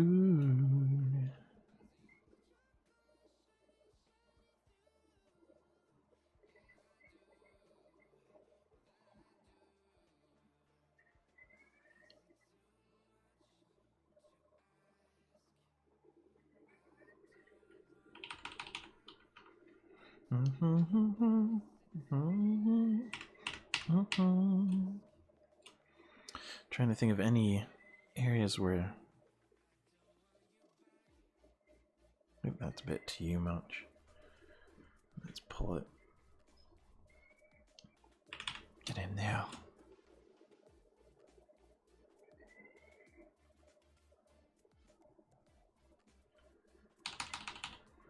Yeah.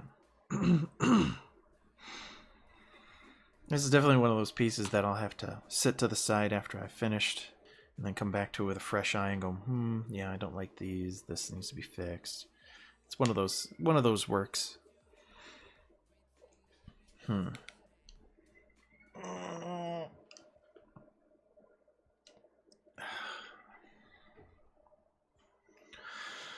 Well, let's go back to doing our shadows. As you can see how much of a difference that makes. See how much depth that alone just brings in to our image. See, we know that this is mostly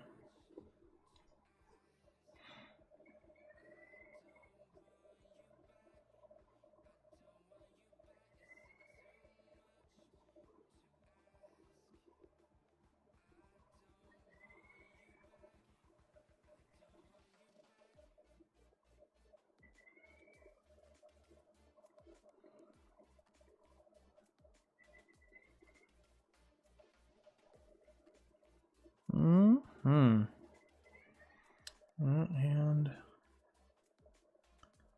there. All right.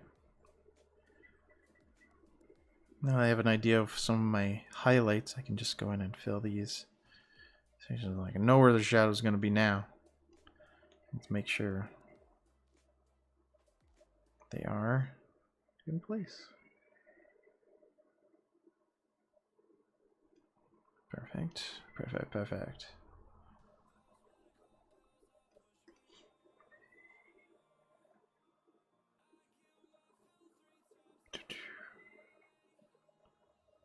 There.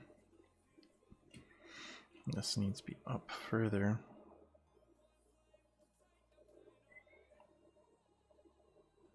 And because that's going to cast shadow. This also does to this side.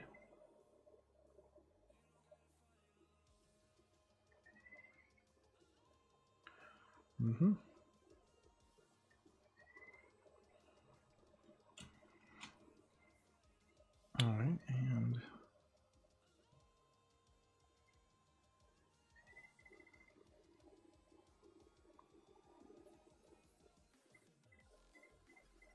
all right.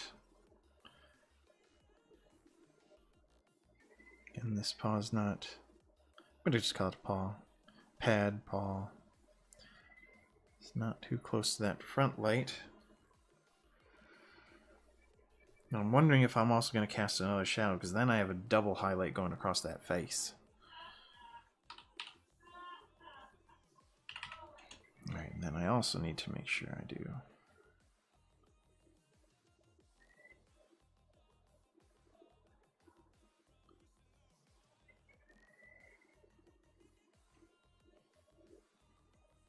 Yep.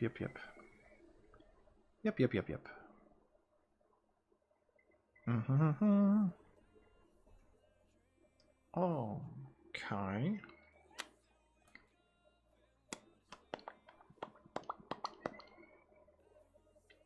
Pop. Pop is what a relief it is. Right, that's a lot of this shadowed. Actually, that's also another thing. It's like, yes, I got that, but this.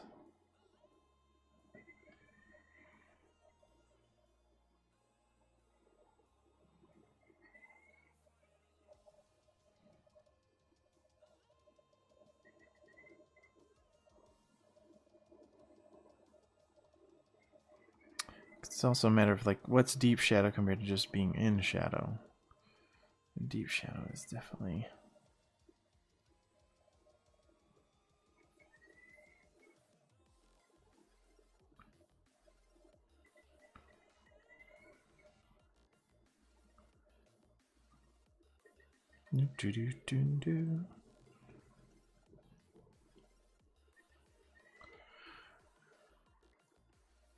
I'll fix a lot of that, just get the gist of it, and then let's see.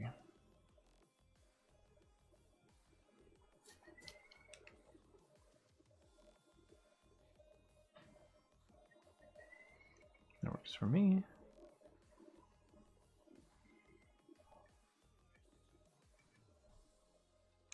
Let's add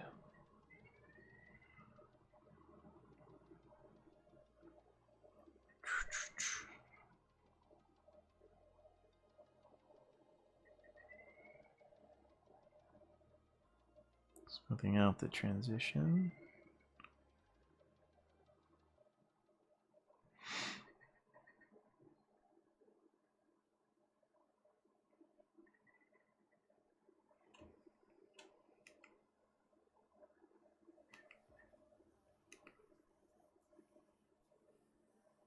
There.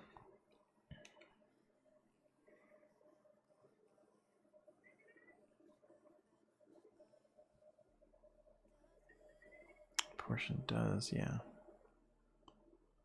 That side.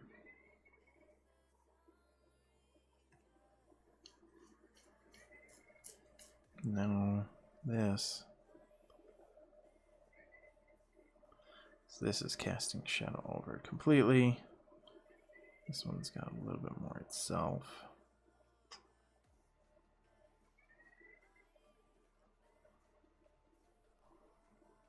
Again, just working in some rounded feature. Probably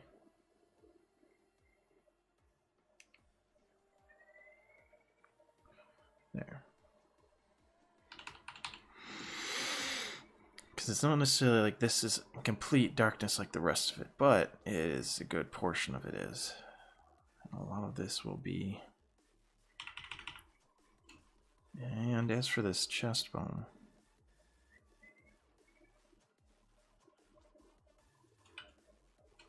more of like choice to make it look like it's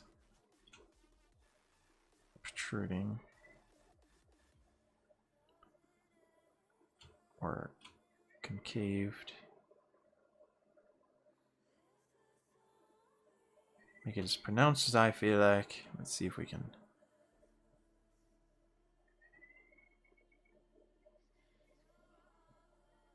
Very subtle. It kind of looks like it's slightly pushed out compared to the rest. That's what I really want to see, is just, you know, enough. And this is going to need one of the highlights across the tip.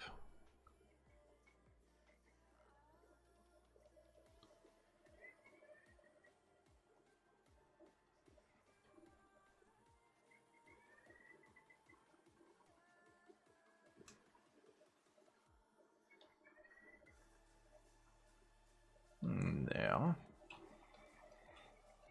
Because there's a portion of this that's going to be exposed to light, but not necessarily deep enough shadow.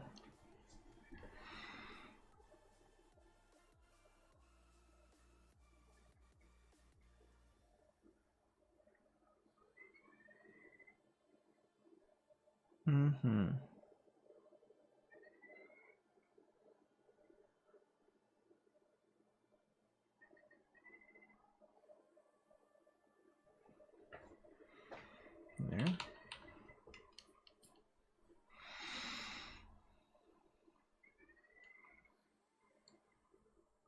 Now there's a bigger portion, is like how much of this chest is really in just complete darkness.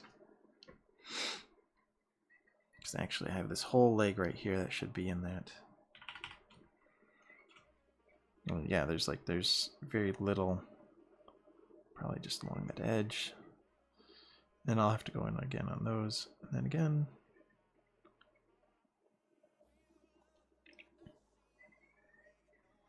It's really,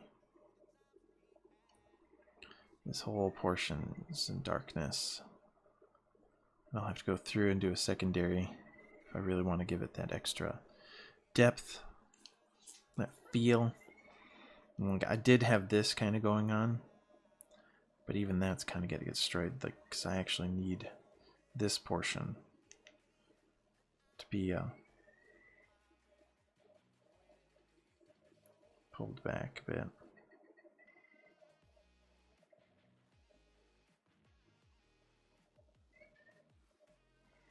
can actually see here's a portion where I'm going in the highlight, and now I'm going in and taking it out. I can actually kind of shape it in an interesting way. So I'm subtracting this. And I'm going to say that's completely behind that. But this and this don't have a good enough light source to keep it from not being in shadow.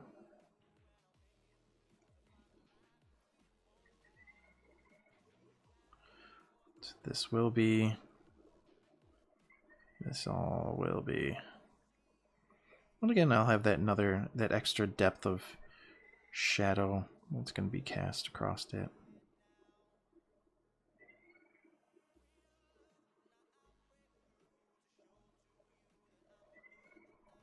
There. Yay!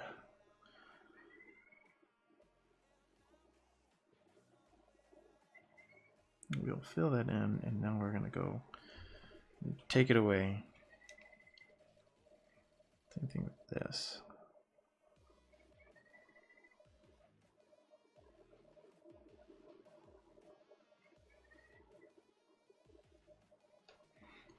And we can come and highlight those portions, really pull them forward. Oops. Kind of trying to make some of these subtle.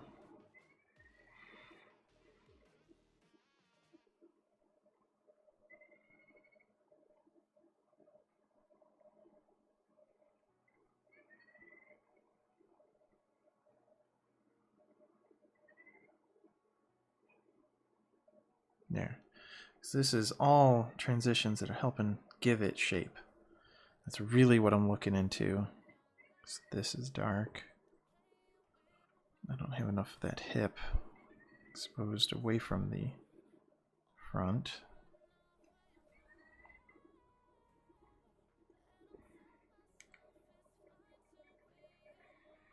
What I can do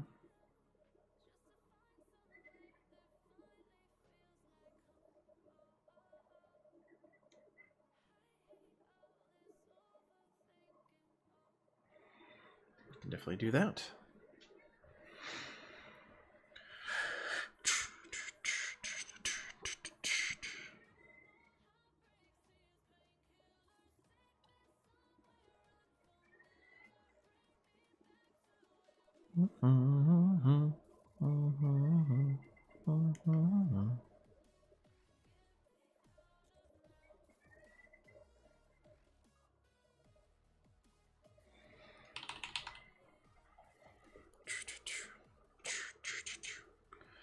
It's kind of hard with such a bright background to it at times with the high transition. But other than the neck right now, a lot of it's in the proper lighting. The chest needs probably a little bit more work. This.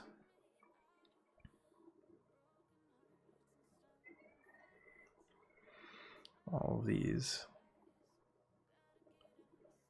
Need to get that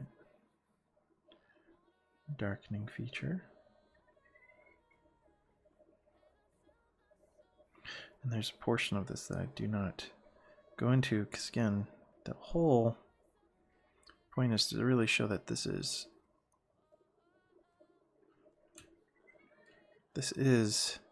shaped as a cylinder, giving it rounded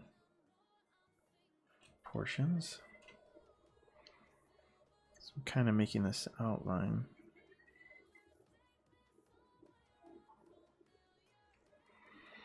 And we'll rework it, but that's a good base to start with on those. And that whole neck. And then come in and fill these in.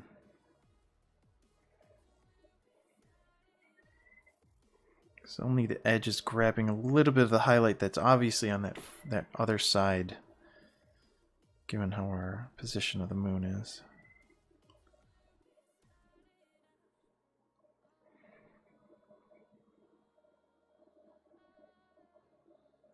The background's going to be pretty dark too. So this is one of the troubles of working with lots of darks.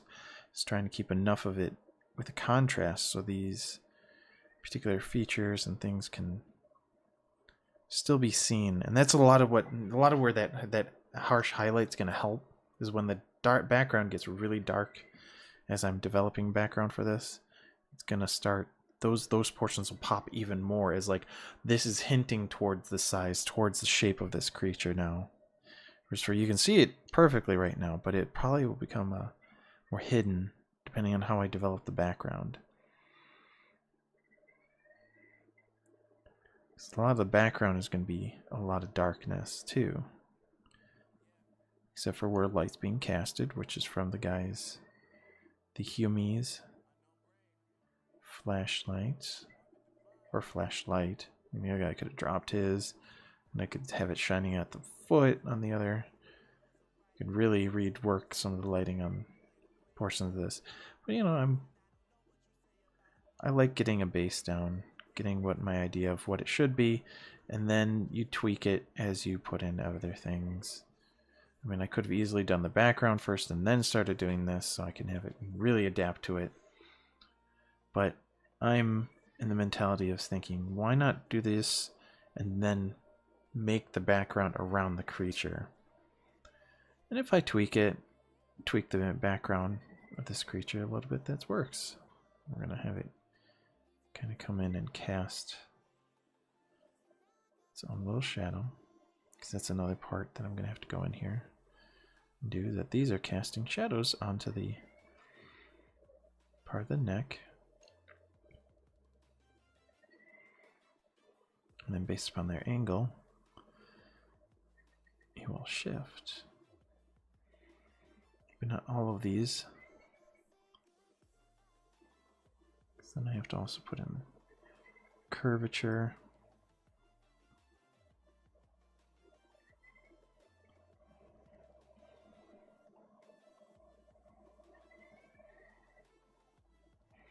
You can see how delayed it also is behind the neck. Previous one. To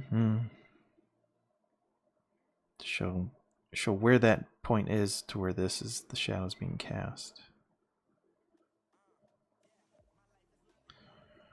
That is again another aspect of getting perspective. And then some of these shadows just get longer and longer because it's now casting down the back a little bit further than the previous one. To the point where it's almost going to start just coming.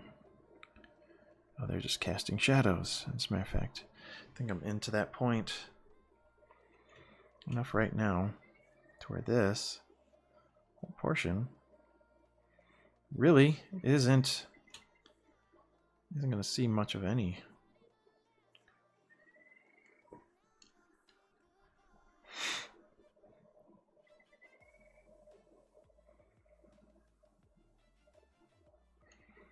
Really, it's a portion I'll have to tweak. It's like still got quite a few more. It's a matter of also consider where the light source is and make the light move accordingly. That's why it's not bad to actually draw your reference light, like I kind of have right there, and it'll help you see how it affects the rest of your picture. Because then you have all light working from one source. In this case, I have a secondary one that I'm working into it, being the flashlight. So I have to keep that in mind. The flashlight has it's not as powerful as the moon. I mean, after all, the sun is reflecting off of it if it's a full. So even the sun is not, or even the moon is not incredibly bright, but it's got a very powerful source. It's helping it out.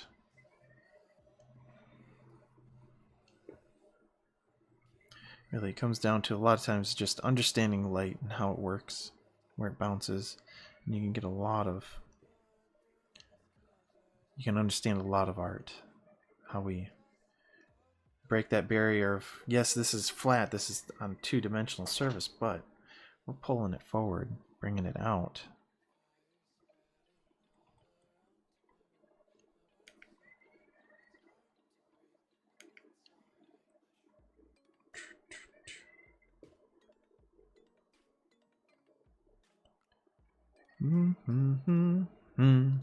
I was neglecting to look at my chat box.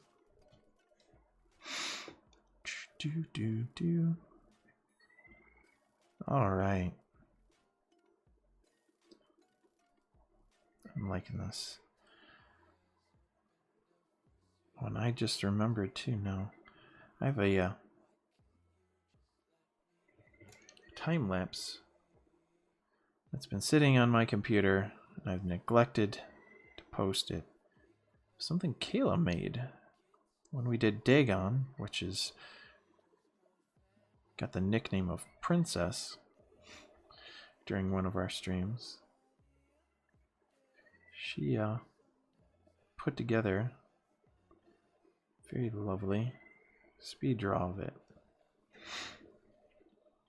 And I love it. It looks great. I need to I think I'll post that tomorrow onto YouTube. Then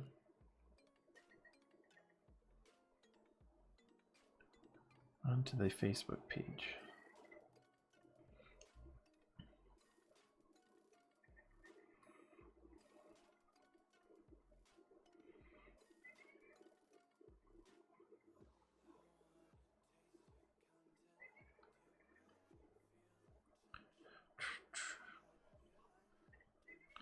Now there is a portion of this that has to cut in like this because how the neck works, but we're making sure we get these in first. This is all in shadow.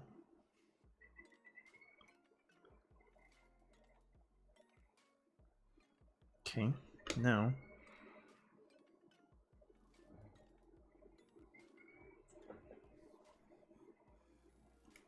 I'm gonna pull that off. For the most part, see that right there is really pulling forward this whole where the light is coming from. That is so telling, and how long the shadows are being casted across that neck. So again, we got all this area to fill in.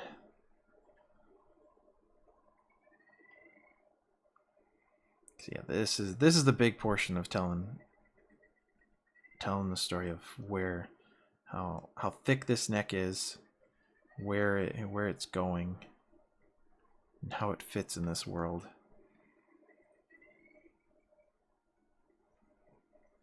Again, this is all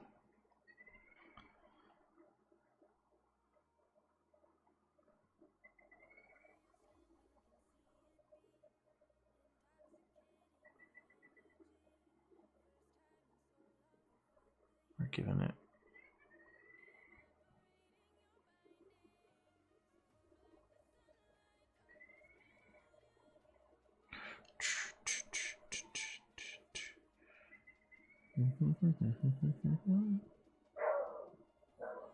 oops.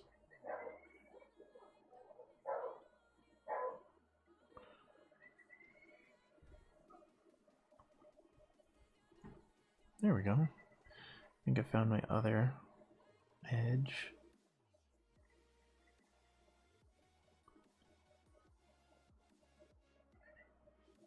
Awesome.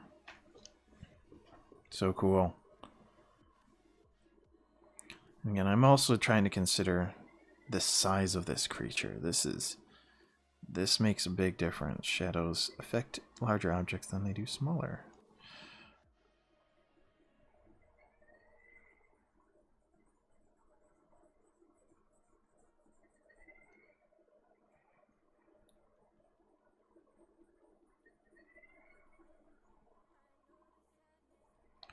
I'm probably thinking I might need to pull this all back, but we'll finish in Because at the same time, it's like I got a bunch of this exposure. Unless I'm going to do...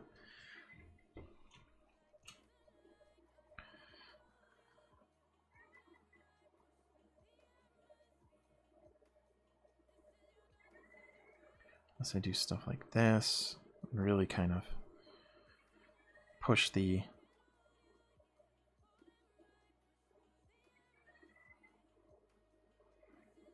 push the shape of a lot of these objects.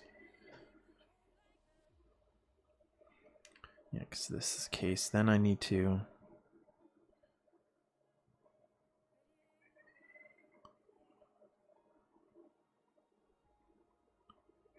let's see.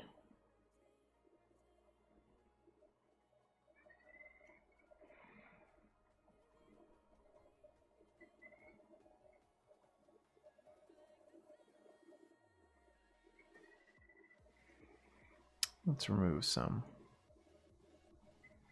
I always put it back.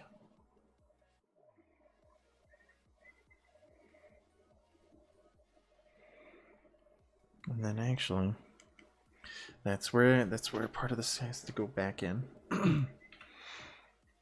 Because the bottom half, especially like something like this, casting.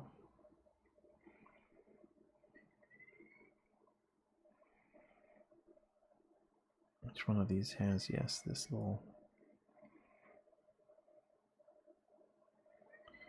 subtleness of... that's how it's reaching out that far section. So we gotta pull that under this ridge, kind of shadow outward. There we go.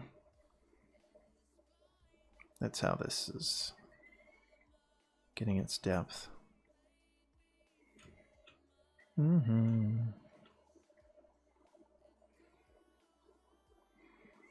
little reach.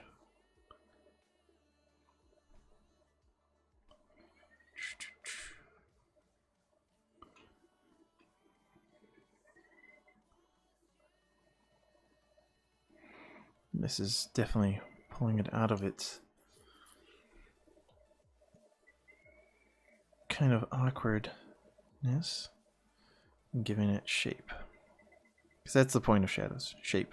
And we're giving it definition. You have the opportunity to define what your object looks like fully.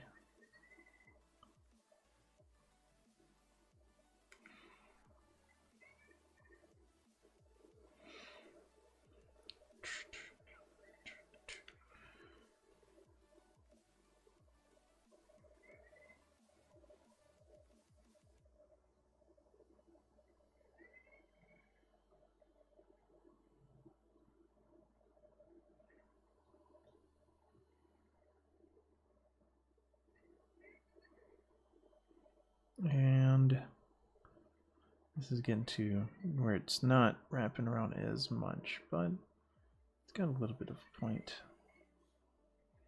Because again, the highlight is not there anymore, but you've got wrapping unless occurring.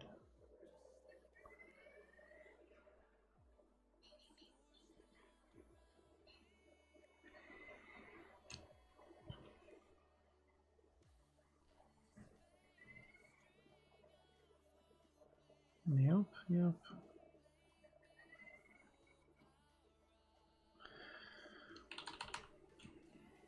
Oops.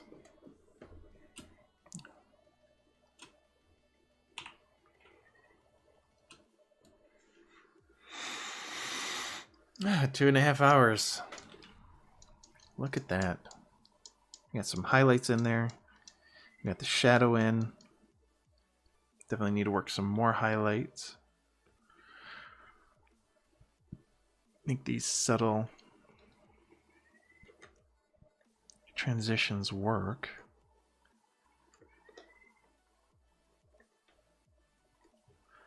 And I want to say that the lights that's being casted on the front of the face is because it's going to be a very powerful light. LEDs are very powerful. They're very strong. I use very low amount of power. So I'm going to continue on with that blue. This part of the tail here is give or take for me right now. I think it has a lot to do with I just need to go in and finish filling in.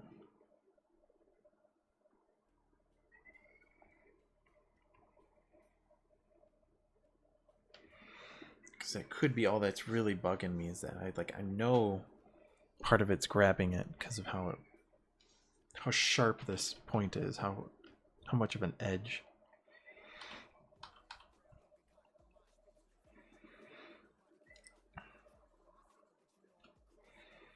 Okay. And yep, highlights. Let's go into highlights. And we know. Oops. Let's change the color. All right.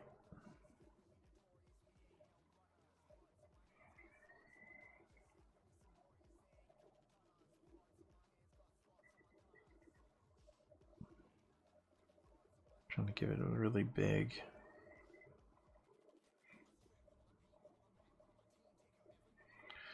Because it's a very strong light, so it's washing a lot.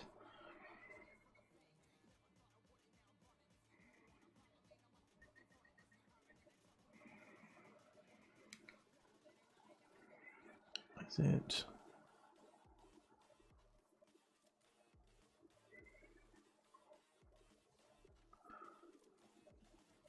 Yay. I'm liking how it's turning out.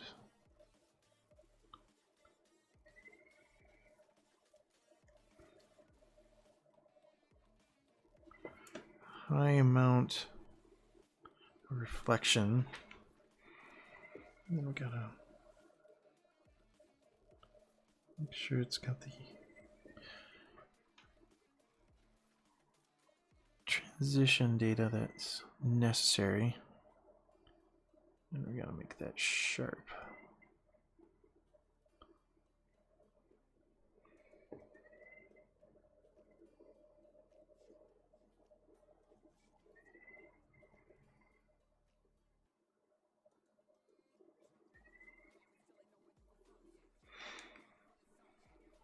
Maybe even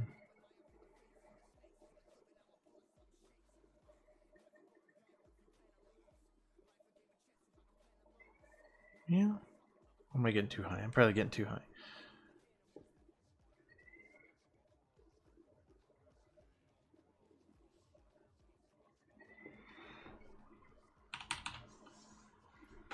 So we got that.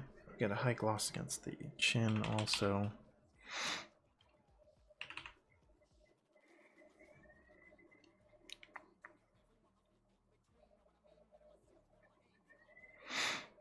Yeah.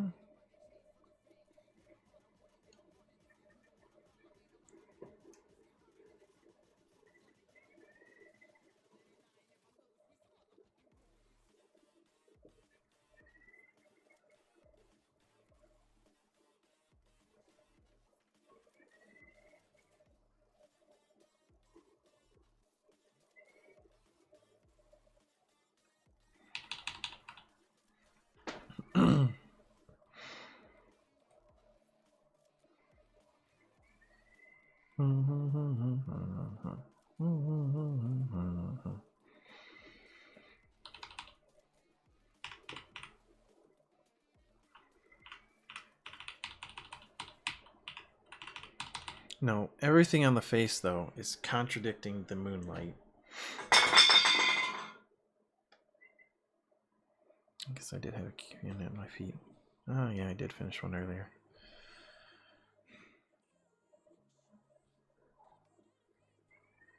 Hmm.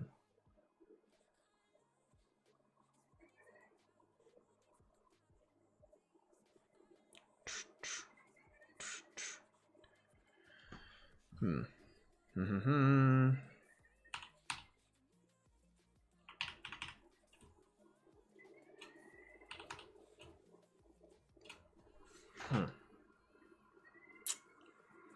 Well.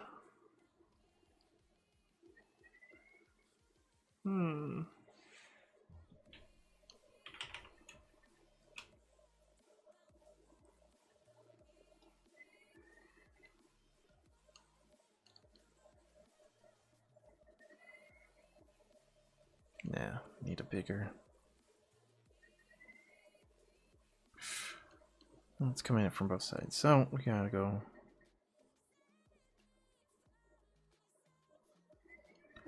Almost.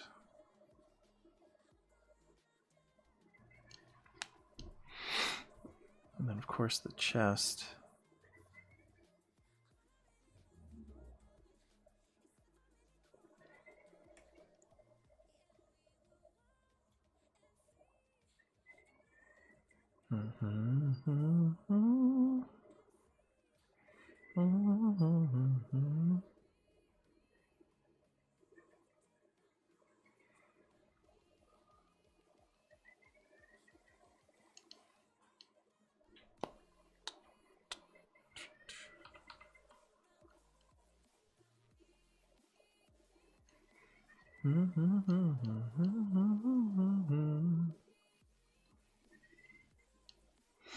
Wait, we're gonna go into shadow again. Some kind of deeps, deep shadow effects. We need to make sure that underneath here.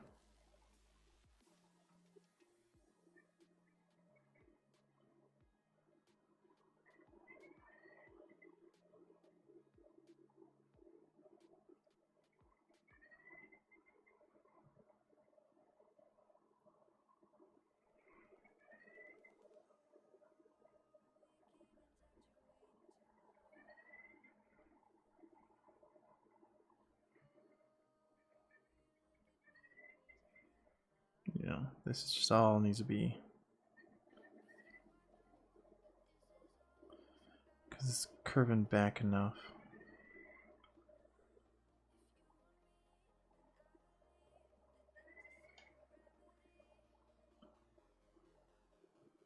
Do do do do do do do.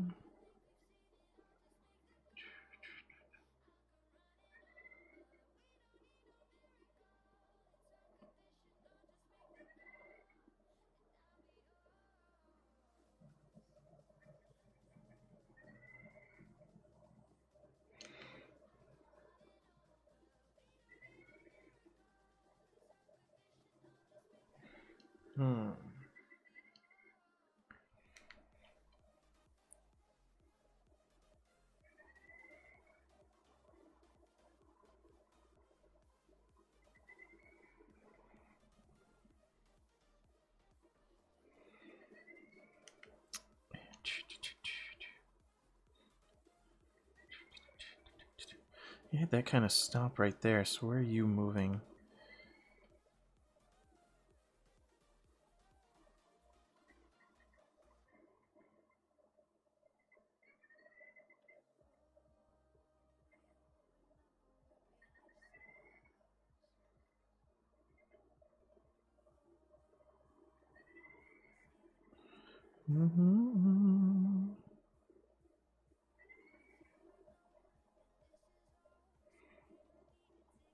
Yeah.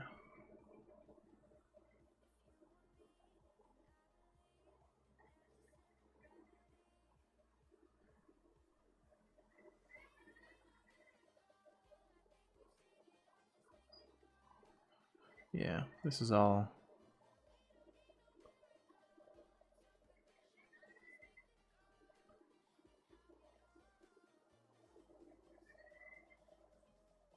All of that.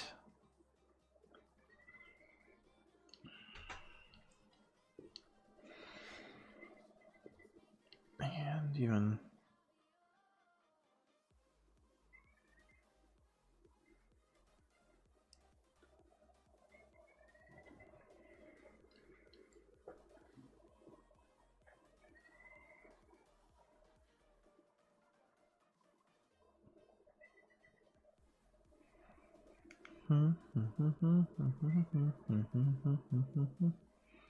There.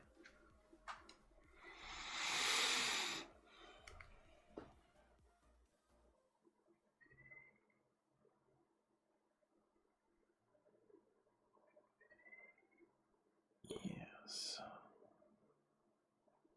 And a portion of this actually is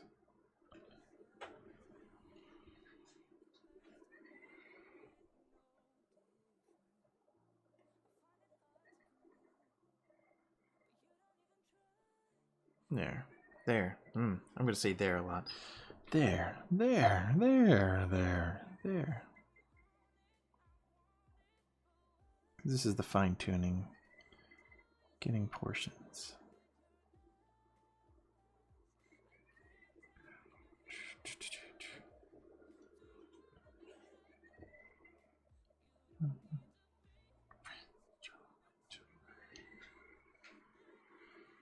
So I'm just trying to make sure this shape is coming through.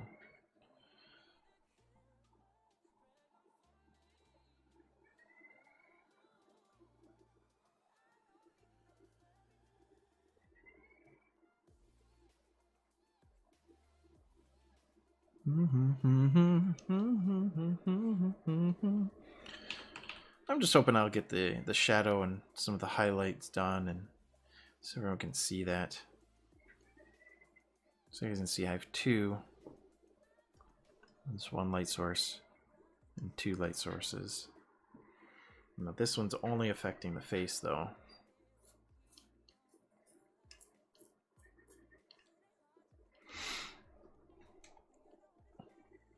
Should I do so this pukey yellow?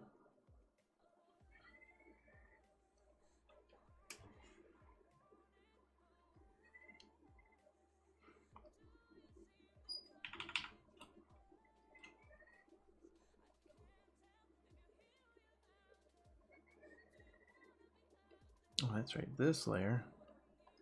It's a layer because it's special. It's going to be over the top of everything.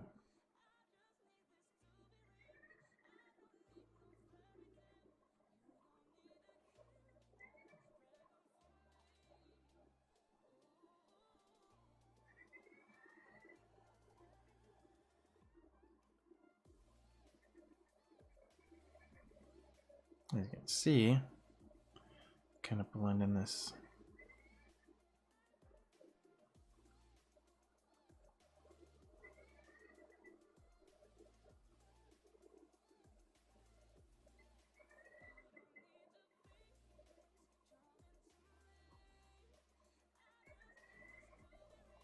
Add in a little bit of fun features to this that is unique to it.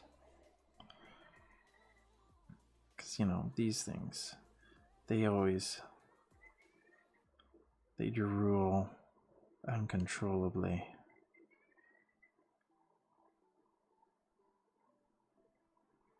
Gotta kind of add that in there. Actually, yeah, no.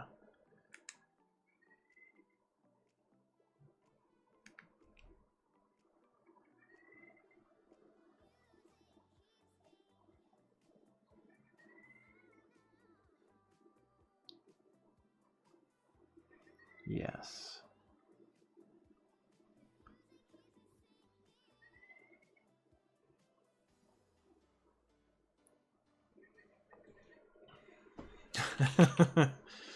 There. Add in that feature that it drools whenever, all the time.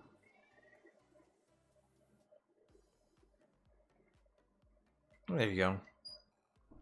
I think this is a good time. Don't have to be a full 3 hours. So again, 1, 2 light sources. Got the face to show quite a bit. And you know, I'll rework the drool in the mouth over a little bit more. But we definitely pulled out quite a bit. So like even I'll take care of that. And that extra layer of depth in the darkness. As a matter of fact, how about this? I will take some time. Let's add that second layer of black. Really.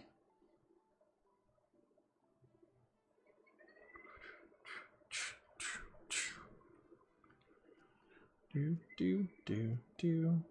This should also be at its own 50%.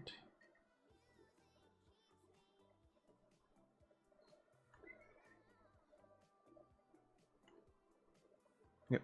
All right.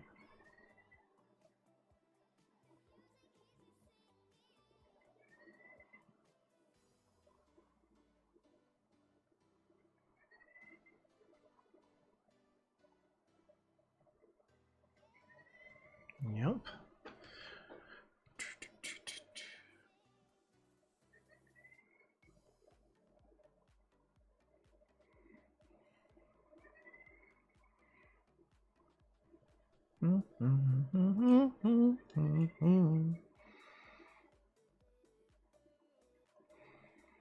Just adding another layer of darkness.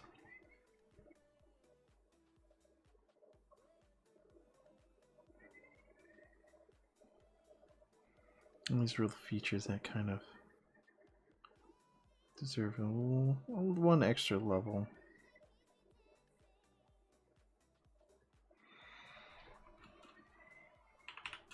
This way it really kind of pops in its design.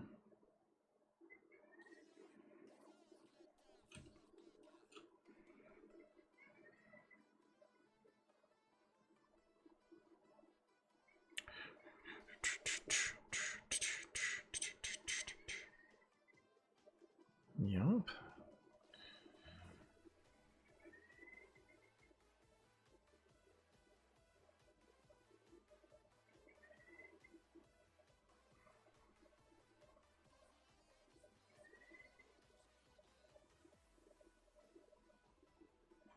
There.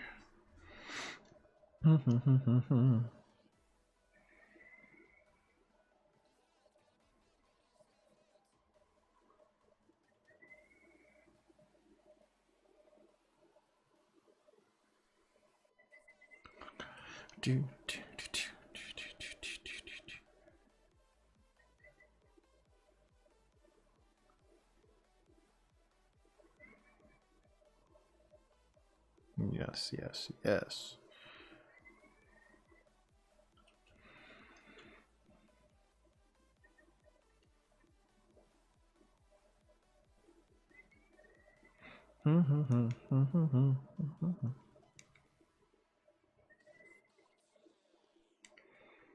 Because there's so many spaces on this creature that have the extra depth, that one chilling aspect. It's like it's got a really deep part to it.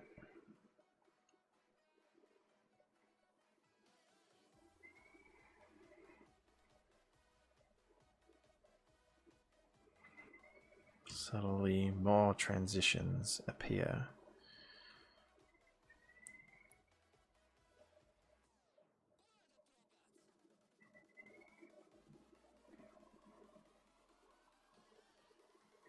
There.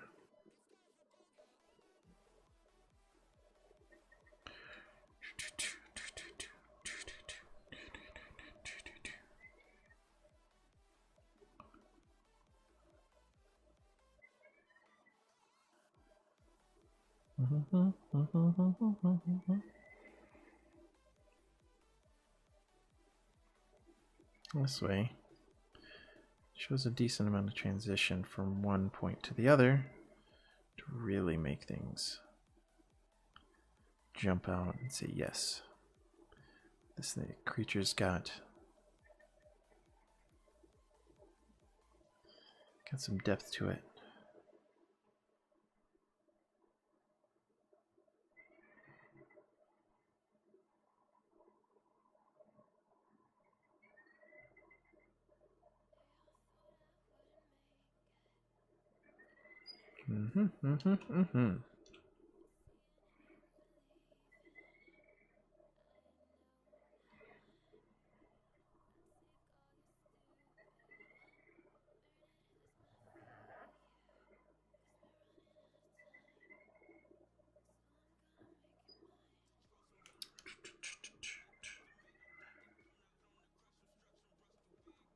There.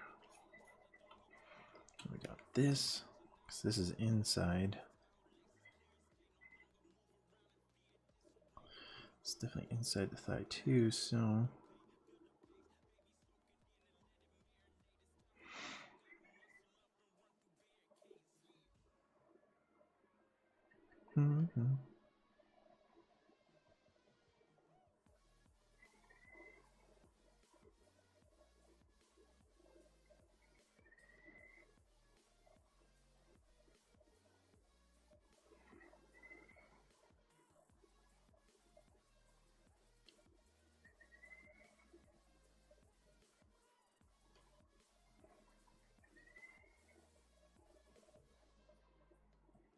And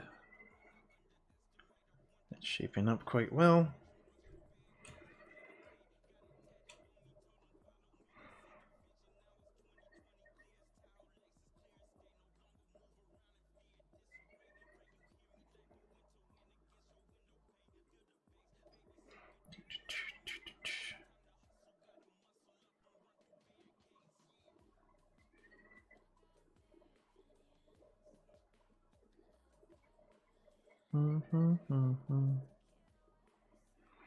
Yeah. I can feel myself getting kind of tired too. 3 hours drawing, it takes its toll on a person. But it's one of those things like I want to get this done. I want to get this done. I got this. This would look so cool if I just got that part and then this and then that. Let's see that extra layer that I'm adding in.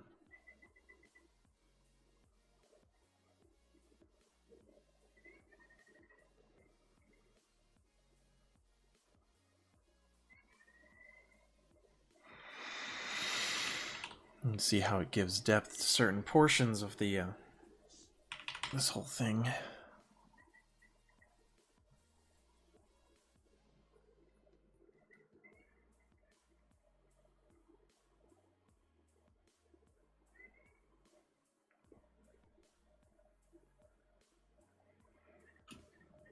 Yep.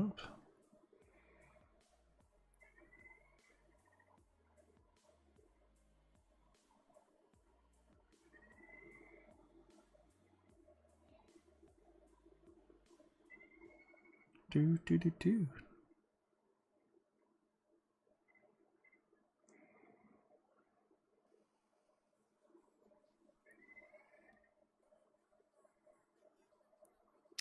And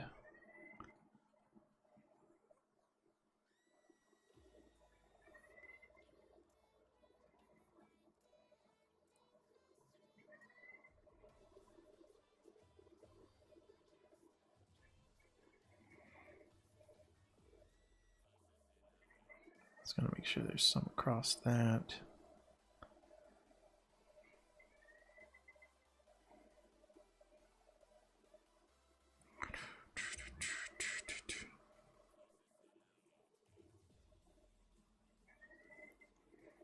There.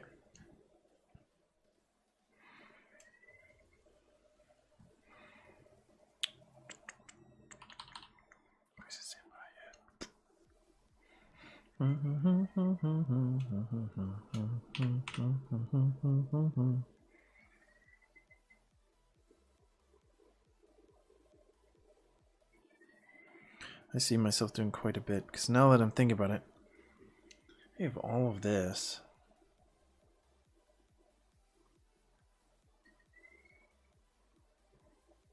This would add some really great depth to the whole neck.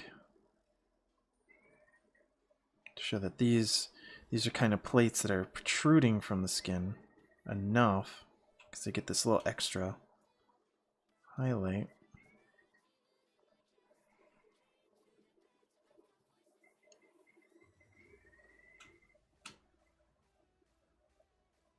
It's kind of what I want to give more shape to this creature. To really allow these things to pop out.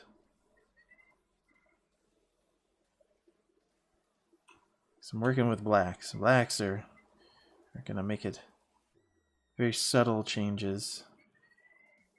And then if I make a really dark background, then it's really, really hard to keep this going.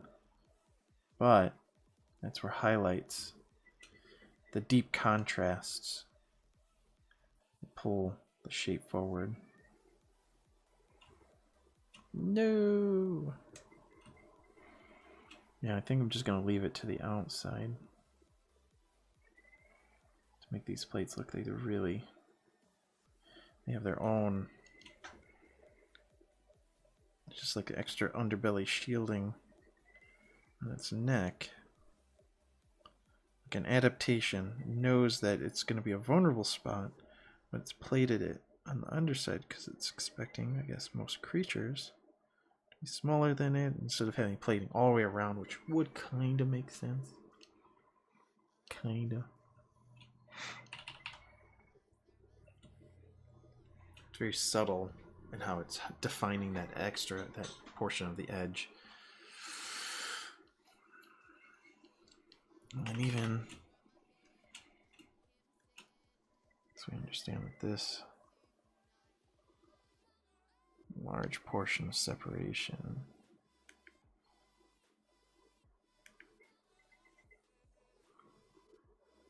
can even go in.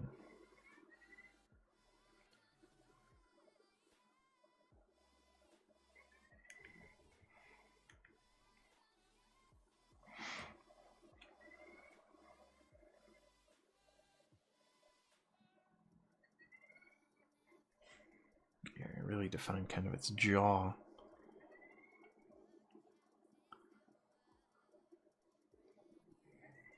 And using the extra layer shadow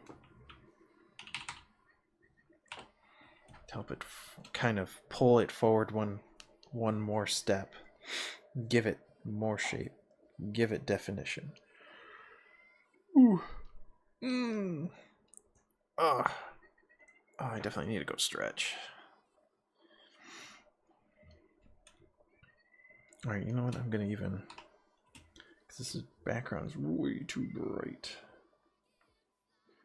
Let's go with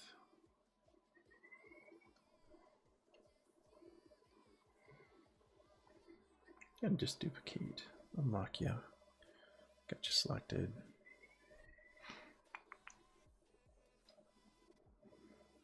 There. That helps us all see it a little bit better, don't we? Hopefully. Because when you work in really, really bright light, it can actually be counterproductive. Yeah.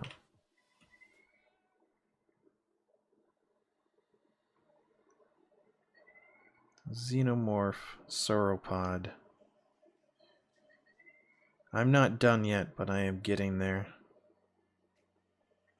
Second layer of shadows is definitely pulling out quite a bit more detail and features of this creature. And that's really what this is going to be, is like it's layering on a lot of that to kind of just help this creature see its definition, because it's got a lot of creepy nuance to it.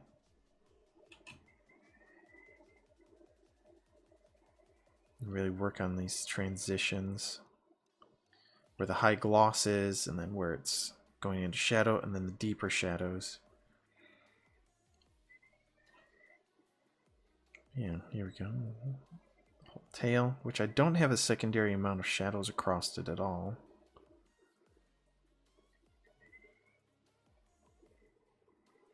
But Xenomorph sauropod, pretty neat, huh?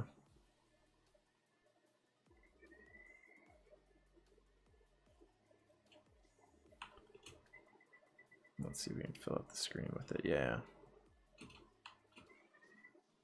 There we go.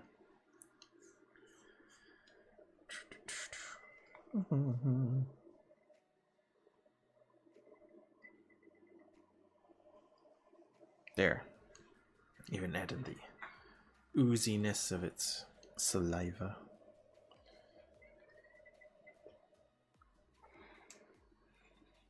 But yeah.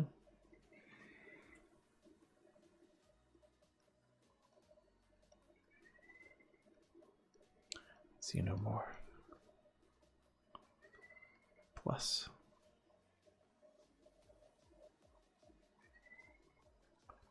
Sauropod.